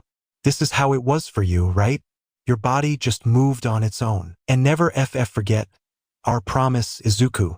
Rika's voice echoed in his head as he ran. He saw a force ghost of Rika, not in her curse form, but as the young girl he remembered. Beside her stood his younger self, still at the age of 6, wide-eyed and innocent. Become a hero, a real hero, for me, Izuku, she said with a bright and radiant smile, her eyes shining with hope and trust. Thank you, Rika, he replied in his head, a bittersweet smile crossing his face. As the minor hallucination faded, he realized the leader was still holding the girl down, and he was still running at him with full speed. Letting out a battle cry in his mind, Izuku's fist connected with the thug's jaw in a solid right cross. The impact was far greater than Izuku had anticipated. As his fist made contact, arcs of reddish-black lightning crackled around it, amplifying the force of the blow. The thug was sent flying backwards, crashing into a pile of trash cans with a resounding clang that echoed through the alley. The other thugs stood frozen in shock, their eyes darting between their fallen leader and the masked figure that had seemingly appeared out of nowhere. Izuku himself was momentarily stunned by the power of his own attack, staring at his fist in disbelief as the last sparks of strange lightning faded away. What the hell was that? Izuku wondered, flexing his fingers as the pink aura around him pulsed. This pink aura, it's never happened before, even when I was training with Aizawa-sensei. Who the hell are you? Wailed one of the thugs, his voice quavering with fear. Get that brat! Another shouted, snapping out of his stupor and charging towards Izuku. The other thugs moved towards Izuku, their faces a mix of anger and bewilderment. Izuku felt his heart pounding in his chest, but an unexpected calm washed over him. He took a deep breath, centering himself as he'd seen countless heroes do in their moments of crisis. The first thug lunged forward, his meaty fist aimed straight for Izuku's face. Time seemed to slow down as Izuku's instincts kicked in. He sidestepped the punch with surprising agility, feeling the rush of air as it missed him by mere inches. In one fluid motion, Izuku grabbed the thug's outstretched arm and used the man's momentum against him, sending him stumbling into his companions. The satisfying sound of bodies colliding filled the alley. As the thugs regrouped, Izuku quickly assessed his surroundings. The alley was narrow, lined with dumpsters and discarded cardboard boxes. The limited space would restrict his movement, but it also meant his attackers would have to come at him in smaller groups. His eyes darted around, searching for anything he could use to his advantage. They landed on a discarded metal pipe lying nearby, its dull surface glinting in the dim light. Without hesitation, he snatched it up, the cool metal grounding him in the moment and providing a reassuring weight in his hands. Two more thugs charged at him simultaneously, their faces contorted with rage. Izuku ducked under one swing, feeling the whoosh of air above his head. He blocked another attack with the pipe, the impact sending vibrations up his arm. The metallic clang echoed off the alley walls. Seizing the moment, Izuku countered with a swift kick to one thug's knee, aiming for the vulnerable joint. The man crumpled with a howl of pain that reverberated through the narrow space. The other received a sharp jab from the pipe to his solar plexus, leaving him gasping for air and clutching his midsection. Who's next? Izuku asked, his voice steady despite the adrenaline coursing through his veins. The remaining thugs exchanged wary glances, their confidence visibly shaken by the unexpected resistance from this masked stranger. The alley fell silent for a moment, save for the labored breathing of the injured men. The two thugs Izuku had knocked down earlier struggled to their feet, groaning and rubbing their sore spots. Their once crisp clothes were now dirty and disheveled, a testament to their unexpected tumble. The leader, nursing his jaw where Izuku's punch had landed, stepped forward with a menacing glare. A thin trickle of blood ran from the corner of his mouth, which he wiped away with the back of his hand. "That hurt, you little brat," he snarled, his earlier smirk replaced by a grimace of pain and anger. His eyes narrowed dangerously as he spat out his next words. "You're dead now." As if on cue, all 6 thugs began to close in on Izuku, forming a tight circle around him. Their eyes gleamed with malice in the dim light of the alley, reminding Izuku of a pack of hungry wolves circling their prey. The tension in the air was palpable, thick enough to cut with a knife. Izuku's mind raced, assessing the situation. He was outnumbered and cornered, but strangely, he felt a sense of calm washing over him. The pink aura around him pulsed gently, almost reassuringly, like a protective cocoon. It was barely visible, but Izuku could feel its warmth, a stark contrast to the cold fear that should have been gripping him. 6 on 1, huh? Izuku mused, his voice taking on an eerily calm tone that even he didn't recognize. The thugs, focused on their impending revenge, failed to notice the subtle shift in Izuku's demeanor. They were too busy cracking their knuckles and sneering at what they thought was easy prey. At that moment, Izuku felt a strange urge. He turned slightly as if addressing an invisible audience beyond the alley walls. Breaking the 4th wall, he spoke with an unexpected hint of humor in his voice, a small smile playing on his lips beneath the mask. "Hey, you guys," he said, his tone light despite the dire situation. "Ever seen Ip Man? Well, check this out." Without waiting for a response, Izuku shifted his stance. His feet moved into position, one slightly forward, his weight balanced perfectly on the balls of his feet. His hands came up, open and relaxed, in a classic Wing Chun guard position.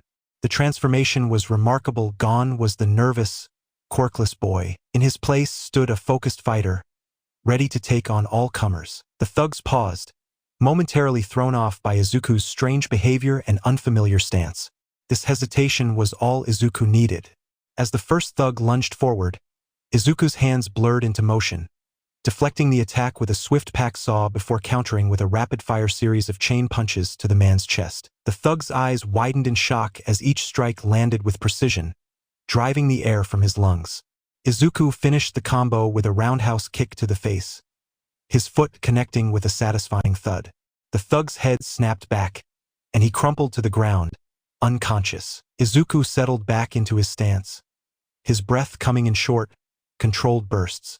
The adrenaline coursing through his veins sharpened his senses, making him acutely aware of every movement around him. The dim light of the alley cast long shadows, adding to the tension of the moment. As he prepared for the next attack, a flicker of motion caught his eye. Behind the lead thug, a familiar flash of orange hair streaked through the air. It was the girl he'd come to save, her teal eyes blazing with determination. In a stunning display of agility, she vaulted over the lead thug's broad shoulders, using him as a springboard to launch herself towards a threat Izuku hadn't even noticed. Time seemed to slow as Izuku watched her sail through the air, her body twisting gracefully. Her long orange ponytail whipped behind her, catching the faint moonlight. Her leg extended in a perfect arc, connecting solidly with the face of a thug who had been sneaking up behind Izuku. The impact of her flying dragon kick echoed through the alley, followed by the dull thud of the thug's body hitting the ground. As she landed, light on her feet despite the force of her attack, Izuku felt a rush of admiration. Without a word, they moved in sync, positioning themselves back to back. Izuku could feel the warmth of her presence, a stark contrast to the cool night air.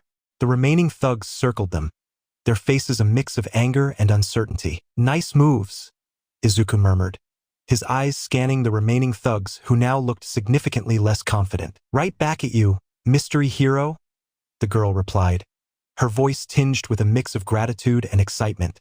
"I'm Itsuka, by the way. Itsuka Kendo." "Izuku.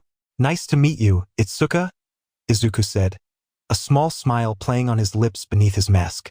Ready to finish this? Yeah, but the lead thug is mine, Itsuka replied, her eyes narrowing towards the burly man who had caused her so much distress.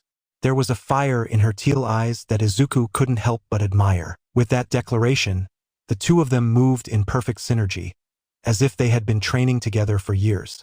Izuku ducked under a wild haymaker, feeling the whoosh of air above his head. On the other side, Itsuka gracefully sidestepped a clumsy kick.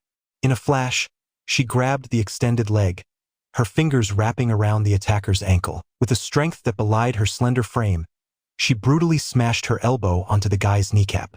The sickening crack that followed made even Izuku wince. The thug howled in pain, his leg now useless. But Itsuka wasn't done. As he swung his arm in a desperate attempt to hit her, she ducked under, her orange ponytail whipping through the air. In one fluid motion, she locked the thug into a suplex, using his momentum against him. The impact as he hit the ground knocked the wind out of him, the sound echoing off the alley walls. Itsuka smoothly transitioned to a top mount position, her face a mask of controlled fury. She rained down a few vicious strikes, her fists connecting with precision. The thug's attempts to block became weaker with each hit, his arms flailing uselessly. Finally, Itsuka raised her elbow high, the moonlight glinting off her determined eyes, and brought it down in a devastating ground elbow smash. The thug's head snapped back, and he went limp, knocked out cold. Meanwhile, Izuku was dealing with his opponent. He clapped his hand against the thug's throat, causing the man to gasp and stumble back, eyes bulging. Seizing the opportunity, Izuku switched stances, his footwork impeccable as he transitioned into a boxing combination. Left jab, right cross, left hook. Each punch landed with increasing force, driving the thug back. The sound of fist meeting flesh echoed in the narrow alley. The thug, dazed but still standing, didn't see the spinning back kick coming. Izuku's foot connected solidly with the man's solar plexus, sending him flying. He crashed into the alley wall with a dull thud, sliding down to the ground in a heap, leaving a smear of dirt on the grimy bricks. But the fight wasn't over. The last thug, seeing his companions fall, charged at Izuku from behind with a roar of rage. Izuku spun around, his fist already in motion. As it connected with the thug's jaw, that strange reddish-black lightning crackled around his hand once more, illuminating the alley with an eerie glow. The impact was tremendous, lifting the thug off his feet and sending him soaring through the air before crashing into a pile of garbage bags. The bags burst on impact, scattering trash across the alley. Just as Izuku thought it was over, movement caught his eye. The lead thug, bruised and battered, had pulled out a gun. His hand shaking with pain and anger, he aimed it at Itsuka, who was still catching her breath after her last fight. The metallic click of the gun's safety being removed seemed to echo in the sudden silence. Time seemed to slow down. Izuku's eyes darted around, looking for anything he could use. He spotted a metal pipe lying nearby, knocked loose during the scuffle. Without hesitation, he scooped it up and hurled it with all his might. The pipe whistled through the air, spinning end over end. It struck the thug's gun arm with pinpoint accuracy, eliciting a cry of pain as the weapon clattered to the ground. The sound of metal hitting concrete rang out, followed by the thug's pained groan. Itsuka, alerted by the noise, spun around. Seeing the fallen gun and the thug's pained expression, she didn't hesitate. With a grimace of determination, she delivered a powerful kick right between the thug's legs. The man's eyes bulged, and he let out a high-pitched wheeze before collapsing to his knees. Itsuka stood over him, her chest heaving with exertion but her eyes still blazing with righteous anger. The alley fell silent, save for the groans of the defeated thugs and the heavy breathing of Izuku and Itsuka. "That," she spat, her voice trembling with a mix of anger and relief, "was for earlier, you creep." Izuku nodded, a grim satisfaction settling over him as he surveyed the scene. The alley was a battlefield of groaning bodies and scattered debris, testament to the fierce fight that had just unfolded. Adrenaline still coursed through his veins, making his hands tremble slightly. The cool night air carried the acrid scent of sweat and fear, mingling with the metallic tang of blood. "Let's leave these fools for the cops," Izuku said, his voice low and steady despite the turmoil of emotions swirling inside him. He reached for his phone, intending to make an anonymous call to the authorities. Before he could dial, Itsuka suddenly wrapped her arms around him tightly. The unexpected contact made Izuku stiffen, unsure how to react. He could feel her body shaking against his, her face pressed into his shoulder. Her warmth seeped through his clothes, a stark contrast to the chill of the night. "Thank you," she whispered, her voice muffled and thick with emotion. "I don't know what would have happened if you hadn't shown up." As Itsuka clung to him, Izuku felt a protective instinct surge within him. He awkwardly patted her back, trying to offer comfort while maintaining a sense of propriety. The scent of her shampoo, a faint hint of lavender, mixed with the lingering aroma of the fight. "It's okay," he murmured, his voice gentle. "You're safe now, and you were amazing back there, too. We make a pretty good team." Itsuka pulled back slightly, wiping at her eyes with the back of her hand. A weak smile played on her lips as she looked up at Izuku's masked face. Her teal eyes, still shimmering with unshed tears, seemed to glow in the dim light of the alley. "Yeah, we do, don't we?" she agreed softly. Her gaze lingered on his mask, curiosity evident in her expression. "Can I see your face?" Izuku hesitated for a moment, his heart racing. He glanced around the alley, ensuring they were alone, before slowly pulling off his mask and hoodie. The cool night air kissed his skin as he revealed his features. Itsuka's bright teal eyes met his duller shades, creating a striking contrast between them. Izuku felt a strange flutter in his chest at her smile, a warmth spreading through him that had nothing to do with exertion. He pushed the feeling aside, knowing there were more pressing matters at hand. "We should probably get out of here," he said, glancing around nervously. "I'll call the police, but we shouldn't stick around. Are you okay to walk?" Itsuka nodded, taking a deep breath to compose herself. Her hands smoothed down her disheveled clothes, a futile attempt to regain some semblance of normality. "Yeah, I'm fine. Just a little shaken up." She paused, biting her lip. Would you mind walking me home? I know it's a lot to ask."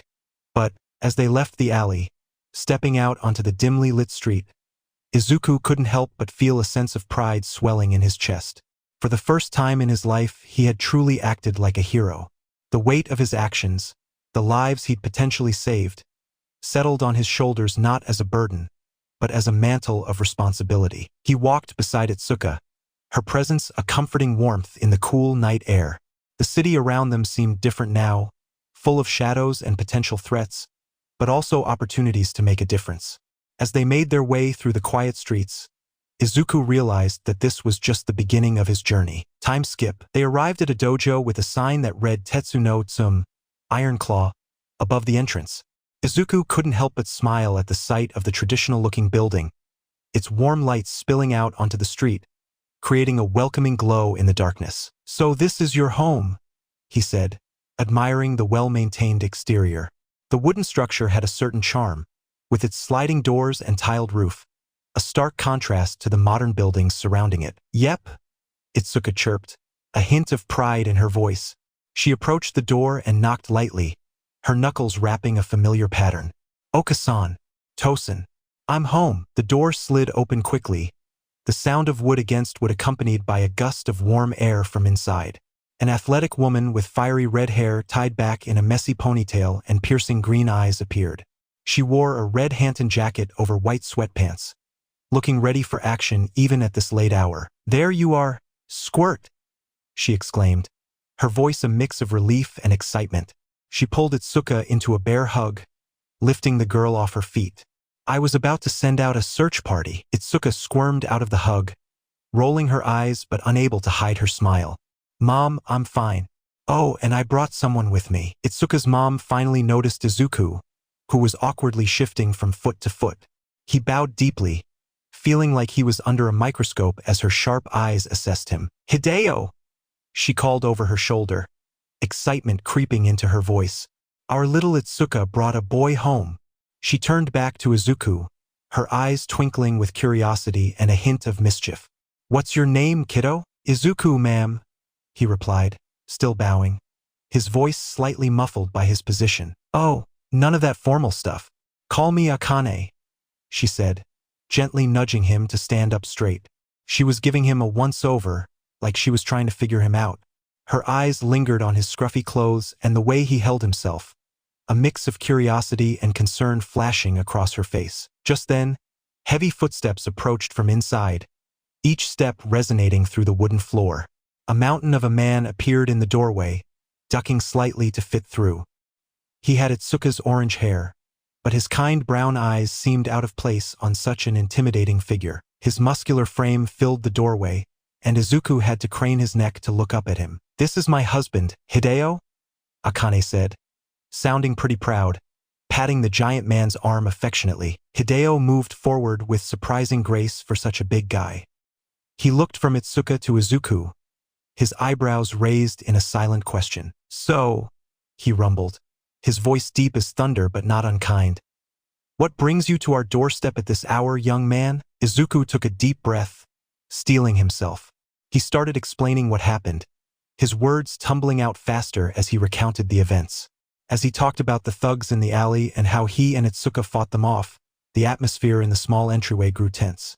Hideo listened with his arms crossed, his expression a mix of worry and pride. Itsuka stood tall next to Izuku, nodding along to confirm his story, occasionally adding details he missed. Akane's mood did a complete 180.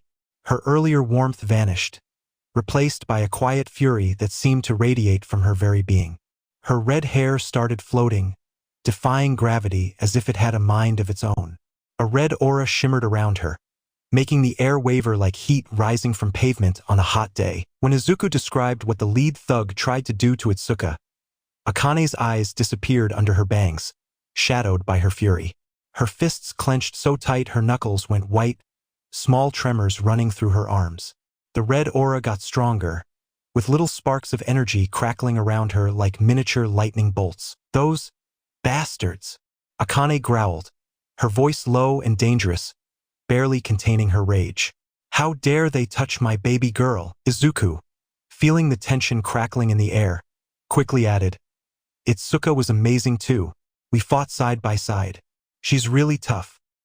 He glanced at Itsuka, hoping his words would help calm her parents. Itsuka nodded, putting a hand on her mom's arm.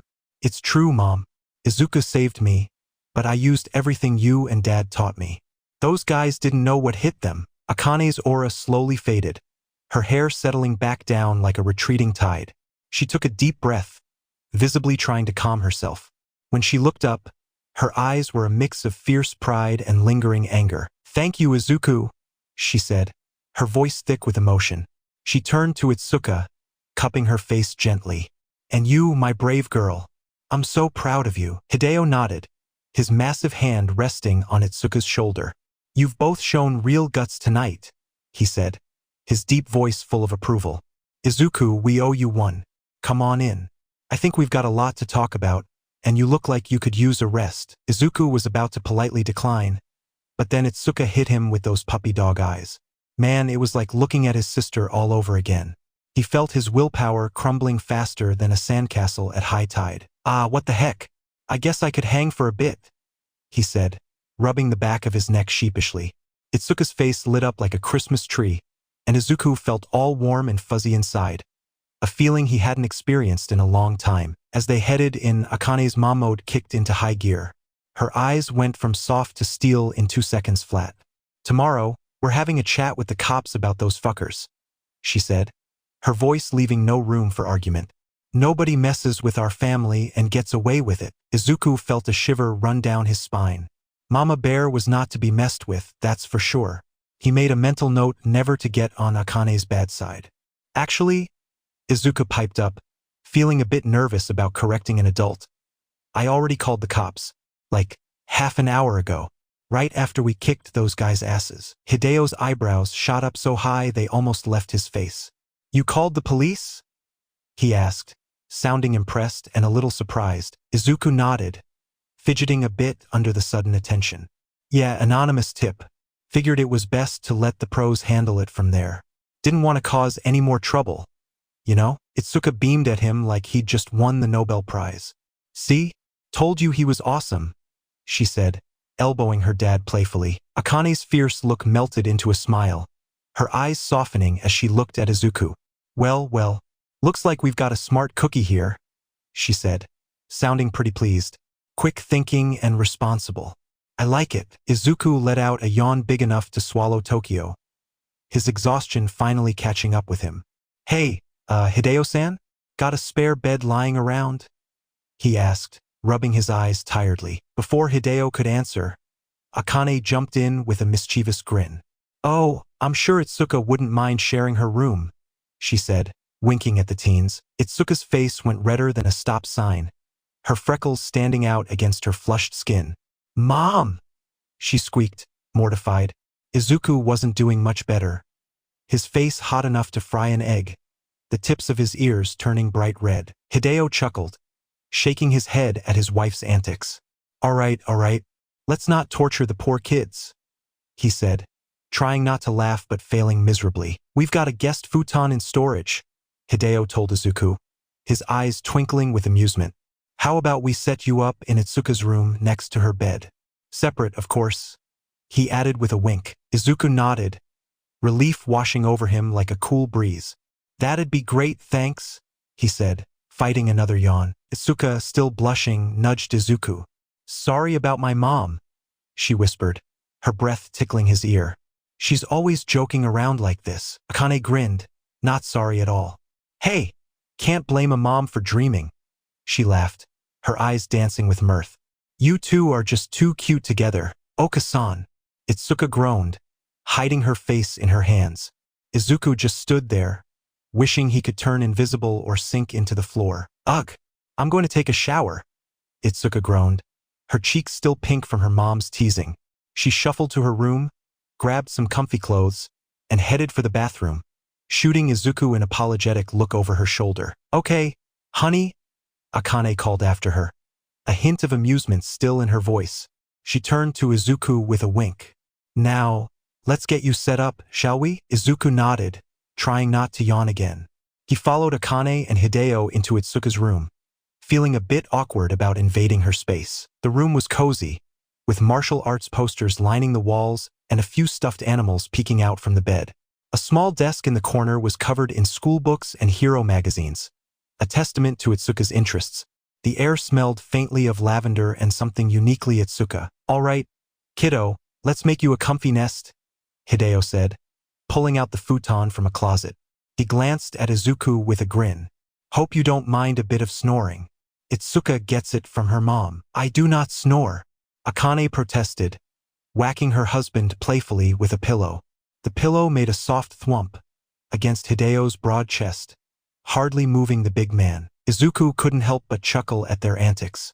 Felt nice, warm, like a real family, something he hadn't experienced in a long time. As they set up the futon, laying out soft blankets and fluffing pillows, Akane kept sneaking glances at Izuku. Finally, she couldn't hold back anymore. So, Izuku, got any plans for the future? Thinking about being a pro hero? Izuku froze for a second, his hands stilling on the blanket he was smoothing out. Then he shrugged, trying to appear nonchalant. Maybe? I haven't thought about it much, he lied, not wanting to get into his complicated history. Hideo raised an eyebrow, his expression skeptical but kind. Really? With moves like what you pulled off tonight? Kid, you've got potential written all over you. Izuku felt a warmth spread through his chest at the praise. It was so different from what he was used to hearing. Thanks, he mumbled, not sure how to respond, a small smile tugging at the corners of his mouth. As they finished setting up, they heard the bathroom door open. All yours, Izuku, Itsuka called out, her voice echoing slightly in the hallway. There's a spare toothbrush under the sink if you need it. Izuku grabbed his backpack and headed to the bathroom, grateful for a moment alone to collect his thoughts. What a crazy night it had been. And now here he was, about to sleep in a stranger's house, being treated like he belonged. He splashed some water on his face, staring at his reflection in the slightly steamy mirror. For the first time in a long while, he didn't hate what he saw looking back at him. His green eyes seemed a little brighter, his shoulders a little straighter.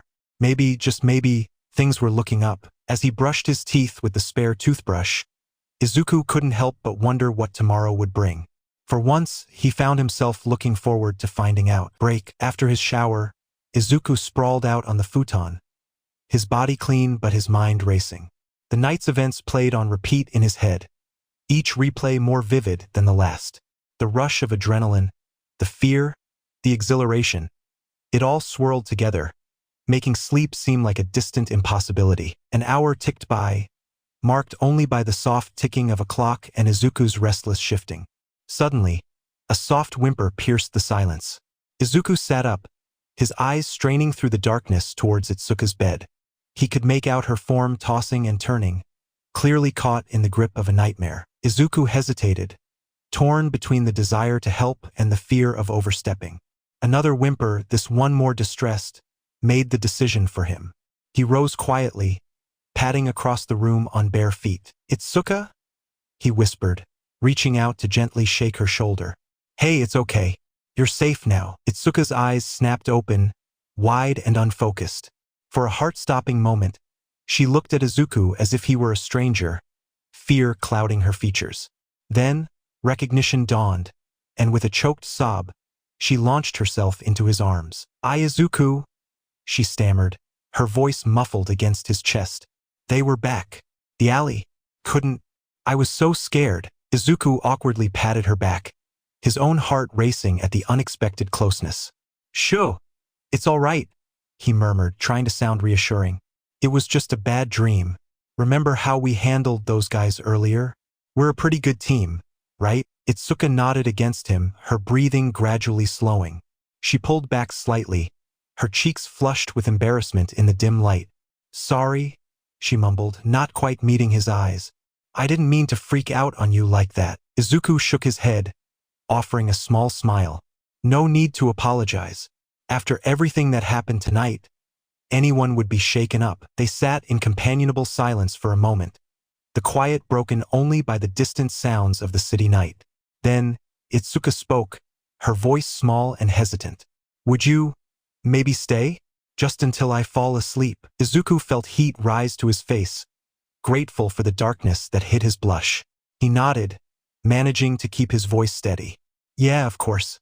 If it'll help you feel better." He settled next to her on the bed, careful to stay on top of the covers. Itsuka curled up against him, her head finding a spot on his shoulder. Within minutes, her breathing evened out, sleep claiming her once more. Izuku had every intention of sneaking back to his futon once Itsuka was soundly asleep. But the warmth of her beside him, combined with the exhaustion from their eventful day, proved too powerful a lullaby. Before he knew it, his own eyes had drifted shut, soft snores escaping him. In the doorway, Hideo and Akane stood silently, having been drawn by the earlier sounds of distress. They shared a tender smile at the sight of the two teenagers, peacefully asleep and finding comfort in each other's presence. "Should we let him stay just one night?" Hideo whispered, his voice barely audible in the stillness of the dojo.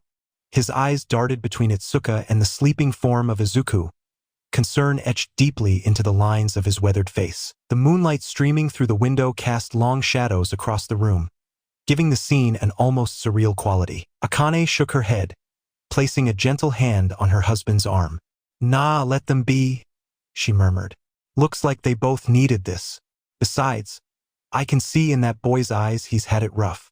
A little peace won't hurt him." As they quietly closed the door, Akane leaned against Hideo, a mischievous glint in her eye despite the late hour. "You know," she said, her voice low but playful, "I have a feeling we'll be seeing a lot more of that kid around here." Hideo chuckled softly, wrapping an arm around his wife. "You think so?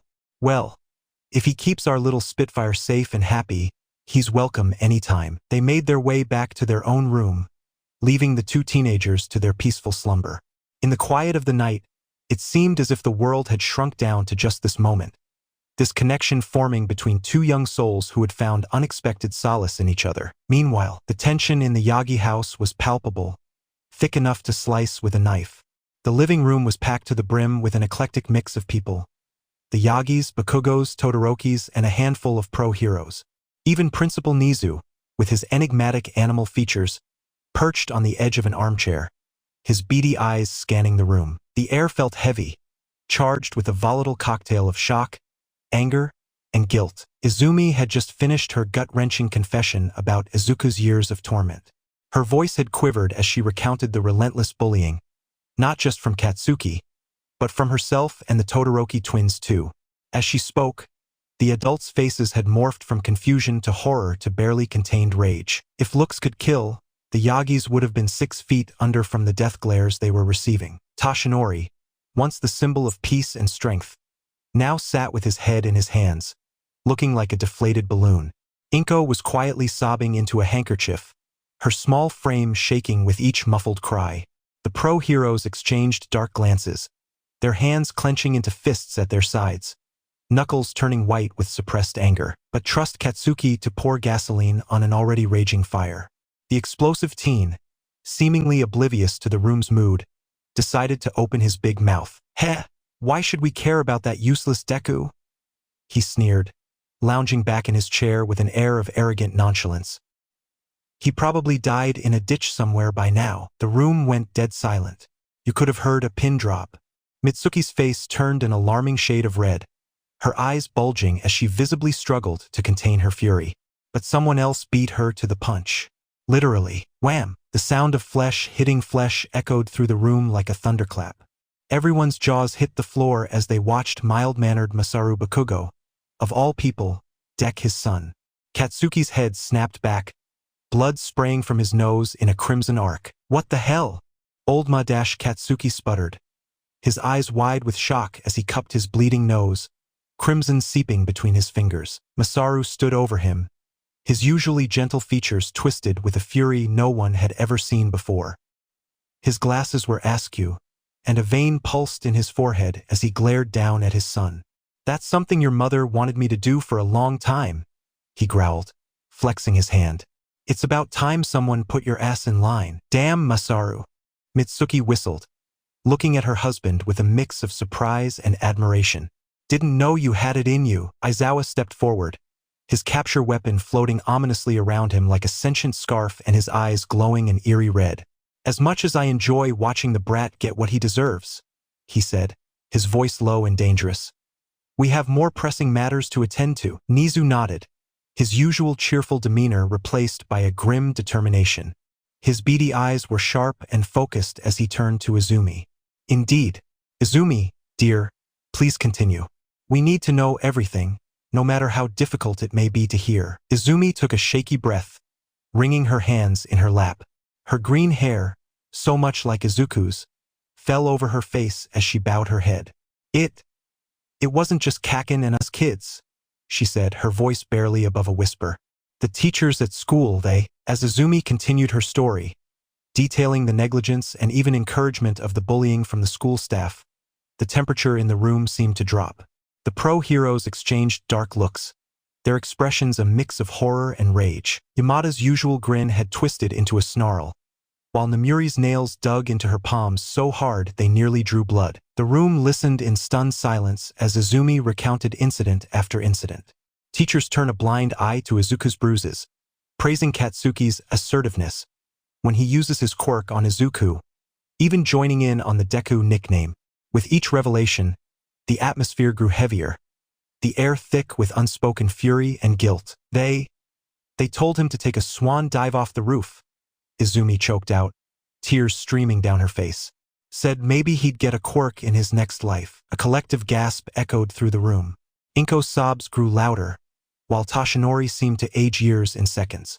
The pro-heroes' faces were a study of barely contained rage, their quirks activating unconsciously in response to their emotions. Enji Todoroki, known professionally as the Flame Hero, Endeavor was a sight to behold.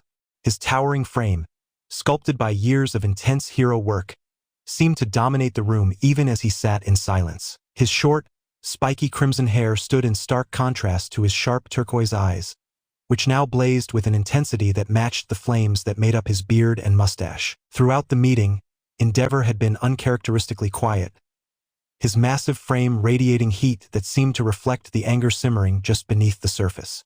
As the revelations about Izuku's treatment continued, the flames that made up his facial hair flickered more intensely, casting eerie, dancing shadows across his sharp features. His hero costume, a tight navy turquoise bodysuit adorned with streams of flames across his chest, upper torso, arms, and shoulders, seemed to pulse with barely contained energy.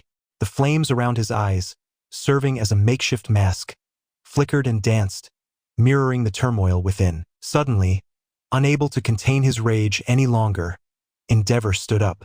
His chair scraped loudly against the floor, the harsh sound cutting through the tense atmosphere like a knife. The room fell into an immediate, heavy silence as all eyes turned to the number 2 hero. Flames danced around his clenched fists, the heat emanating from him causing the air to shimmer. His turquoise eyes, usually cool and calculating, now blazed with a fury that made even the bravest heroes in the room flinch. "I'm going to burn that cursed school to the ground," he growled, his voice low and dangerous, reminiscent of the rumble before an avalanche.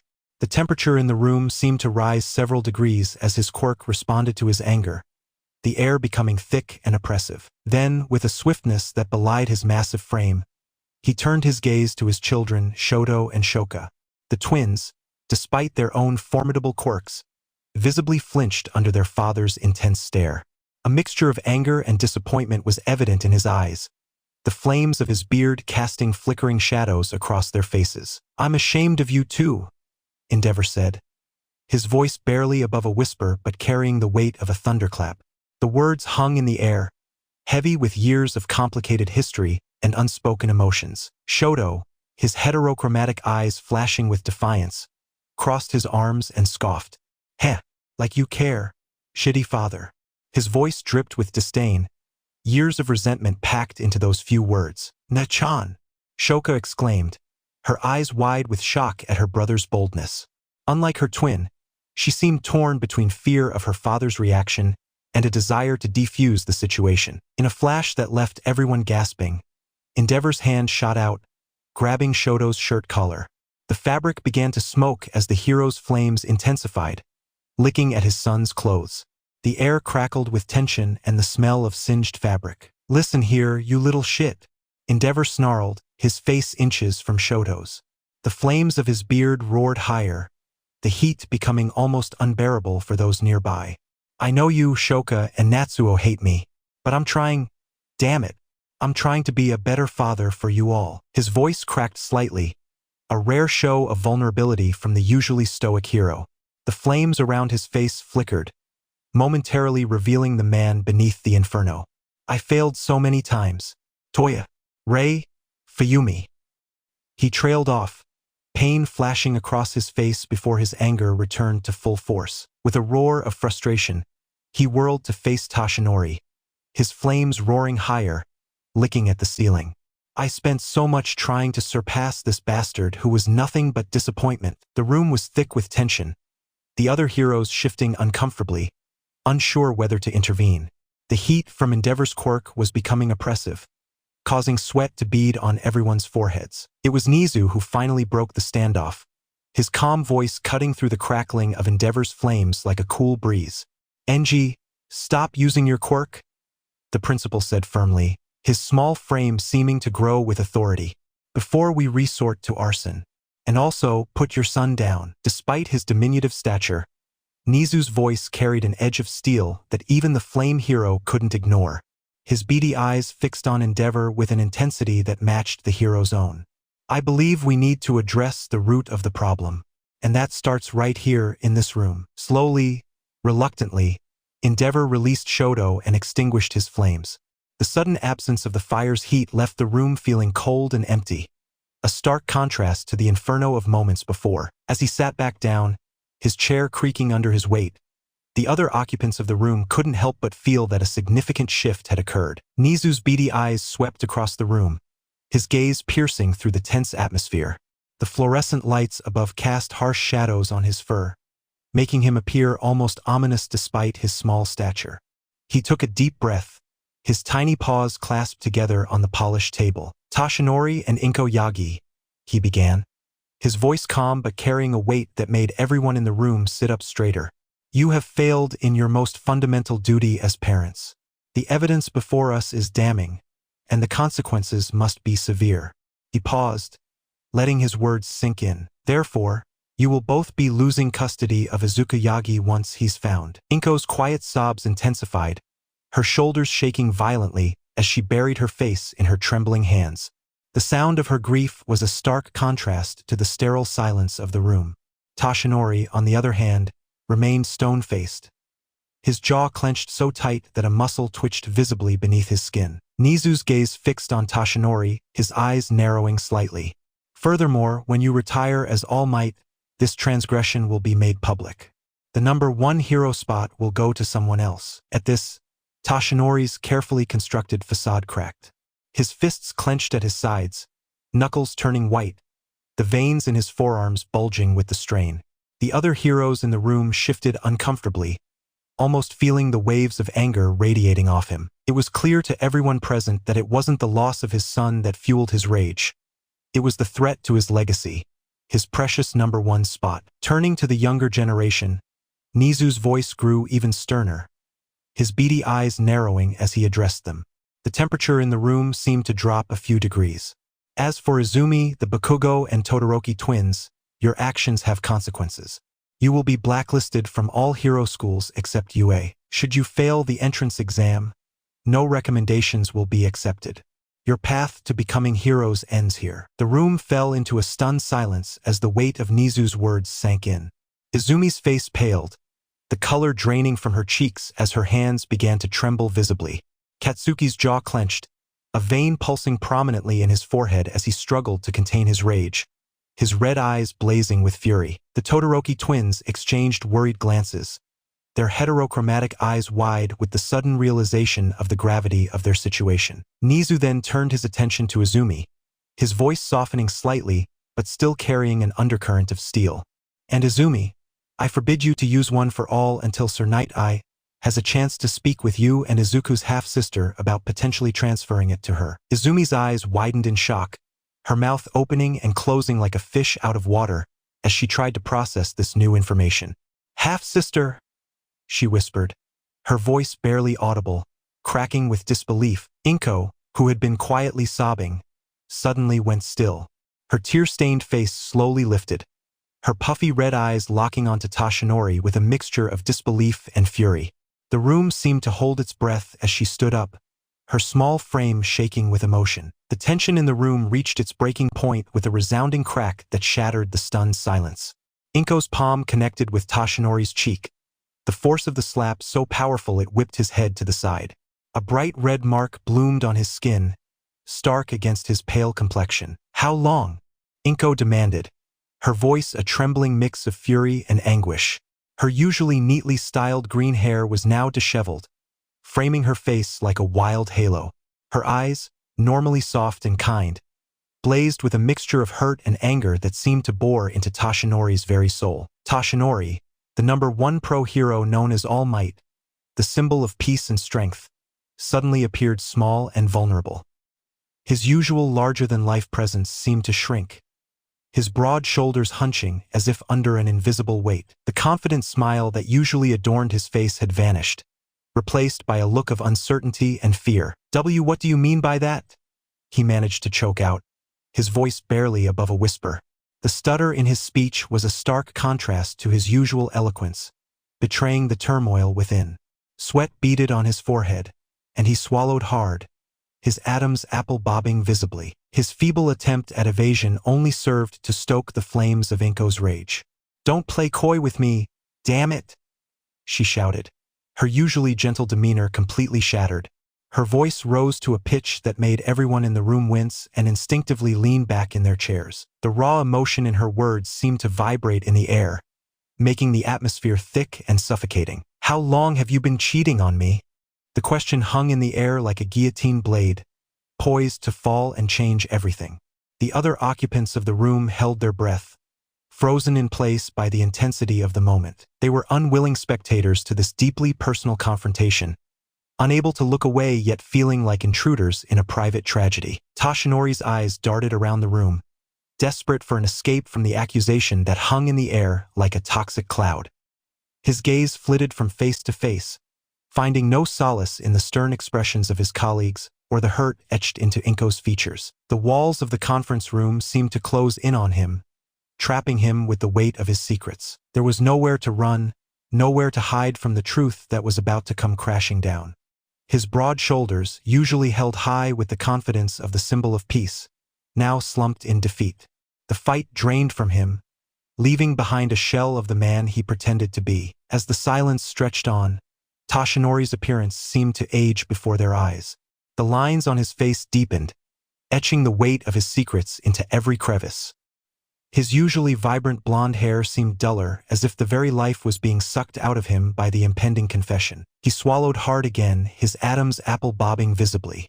His hands, capable of delivering earth-shattering punches, now trembled slightly as he clasped them together on the table. When he finally spoke, his voice was barely above a whisper, cracking with the strain of his admission. "Since you were pregnant with Izuku and Izumi," he said, the words tumbling out like stones, heavy and irretrievable. He couldn't bring himself to meet Inko's gaze, instead focusing on a spot on the table, as if it held the answers to fix this mess he had created. The silence that followed was deafening, a heavy blanket of tension settling over the room. Inko stood there, frozen, her eyes wide and unblinking as the full weight of Tashinori's confession crashed down upon her. The color drained from her face, leaving her complexion ashen and sickly. Her hands, which had been clenched into tight fists at her sides, now trembled visibly. For what felt like an eternity, the only sound in the room was the soft ticking of the wall clock, each second stretching out painfully. Then, Inko took a deep breath, her chest rising and falling slowly as she gathered her strength.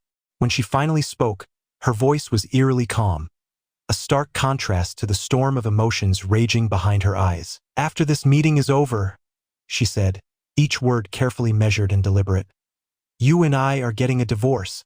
I'm done with you, Tashinori Yagi." The finality in her tone left no room for argument or plea. It was as if she had drawn a line in the sand, separating her past life from the future she now faced alone. Mitsuki, who had been watching her friend with growing concern, immediately sprang into action. She rushed to Inko's side, her movements quick and purposeful. Gently, she wrapped her arms around Inko's shaking form, offering silent support and comfort. As Mitsuki guided Inko back to her seat, she turned her head to fix Tashinori with a glare so intense it could have melted steel. Her red eyes, usually warm and full of life, now flashed with a mixture of contempt and righteous anger. The look spoke volumes, conveying without words the depth of her disgust and disappointment in the man she had once respected. Inko allowed herself to be led, her steps unsteady as the shock began to give way to a bone-deep weariness. As she sank into her chair, the reality of her situation seemed to crash over her anew. Her shoulders slumped, and for a moment, she looked small and vulnerable, a far cry from the strong, nurturing mother she had always been. Mitsuki kept a protective arm around her friend, her presence a silent promise of support in the difficult days to come. The room remained silent, the air thick with unspoken words and shattered trust. Tashinori sat there, his face a mask of fury, his fists clenched at his sides, knuckles turning white as he silently seethed. "Damn you, little shit," he cursed mentally, his thoughts turning to Izuku and the mess his disappearance had caused. The vein in his forehead pulsed dangerously, his teeth gritted so hard they seemed in danger of cracking. Meanwhile, Katsuki and Shoto were lost in their world of rage. Their faces were contorted with fury, fists clenched so tight their nails dug into their palms, leaving crescent-shaped marks. Though they remained silent, their thoughts were in perfect, vengeful sync. "When I find that damned Deku, I'll kill him." The air around Katsuki crackled with small explosions, while the temperature around Shoto fluctuated wildly between freezing and scorching. Mitsuki broke the tense silence, her voice uncharacteristically quiet, a stark contrast to her usual boisterous demeanor. "What about Izuku? What are we doing to find him?" Nizu's ears twitched a subtle movement that drew all eyes to him. "I already have somebody looking for him. Every available hero will be on the lookout." He paused, his small frame seeming to deflate slightly, the weight of the situation evident in the slump of his shoulders. "But," he continued, his voice heavy with implication, "given the circumstances, we must prepare ourselves for the possibility that Izuku may not want to be found." A collective shudder ran through the room at the implications of Nizu's words. The weight of their actions, the years of neglect and abuse, settled heavily on their shoulders like a physical burden. The silence that followed was thick with guilt, regret, and the dawning realization of the magnitude of their failures. Back at the Iron Claw dojo, a figure hovered silently in the air, his presence undetected by the sleeping occupants below. Moonlight spilled through the window, casting an ethereal glow on his snow-white hair. He wore a dark blue zip-up jacket with a high collar that rustled softly in the night breeze. His slim-fit black pants and polished dress boots completed the ensemble, giving him an air of understated elegance. The most striking feature, however, was the white bandages covering his eyes. Despite this apparent blindness, he seemed to observe the scene below with keen interest, his head tilted slightly as if listening to something beyond normal hearing. The bandages moved slightly with each subtle shift of his expression, hinting at the eyes hidden beneath. His attention was focused on the sleeping form of Izuku, curled up next to Itsuka. A faint, pinkish aura surrounded the boy, barely visible to the naked eye but clear as day to the floating observer. The aura pulsed gently, like a heartbeat, occasionally flickering with bursts of energy. "So, this is the boy that Nizu wanted me to find," the man mused, his voice barely a whisper. "His cursed energy is strong. I can tell." He paused, taking in the peaceful scene before him. The dojo was quiet, save for the soft breathing of the sleeping teens and the occasional creak of the old wooden floor. He floated closer, careful not to disturb the sleeping teens. The floorboards beneath him didn't even creak, as if he weighed nothing at all. As he approached, the pink aura around Izuku seemed to respond, growing slightly brighter before settling back down. The man's lips curved into a small smile, a mix of curiosity and anticipation. "Izuku Yagi," he murmured, his voice carrying a hint of both awe and excitement. "You'll be interesting to train." His fingers twitched slightly, as if itching to begin molding this raw talent before him. As if responding to his words, the aura around Izuku flickered again, growing noticeably brighter for a moment before settling back down. The man's eyebrows rose behind his bandages, intrigued by this unconscious display of power. He leaned in closer, studying the aura's patterns and fluctuations. Responsive even in sleep," he noted, his voice tinged with fascination. "Raw potential but uncontrolled. We'll need to work on that." He straightened up, his mind already racing with potential training regimens and exercises. He hovered there for a few more moments, seemingly deep in thought. His head tilted from side to side, as if weighing different options or considering various paths forward.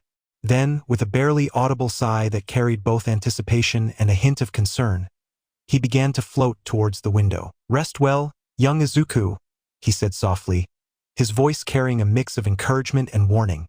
"Your real journey begins soon, and it won't be an easy one." With that, he slipped out into the night, his form melding seamlessly with the shadows. The only trace of his presence was a lingering sense of anticipation in the air, a promise of challenges and growth to come. The dojo fell back into silence, its occupants blissfully unaware of the watchful eyes that had been upon them, or the destiny that was slowly unfurling for the black-haired boy with green streaks sleeping peacefully below. As the mysterious figure disappeared into the night, a gentle breeze rustled through the dojo, carrying with it the faint scent of cherry blossoms. It was as if the very air was whispering of the changes to come, of the trials and triumphs that lay ahead for Izuku and his newfound family at the Iron Claw Dojo. And that's a wrap, legends. Thanks for tuning into the first part of What If Deku Had Yuta's Abilities. Huge thanks again to ＤISCLAIMER for this incredible story. Be sure to support them. Your support means the world, so don't forget to smash that like button, share the video with your friends, and subscribe if you haven't already. Let's hit that 100 like goal for the next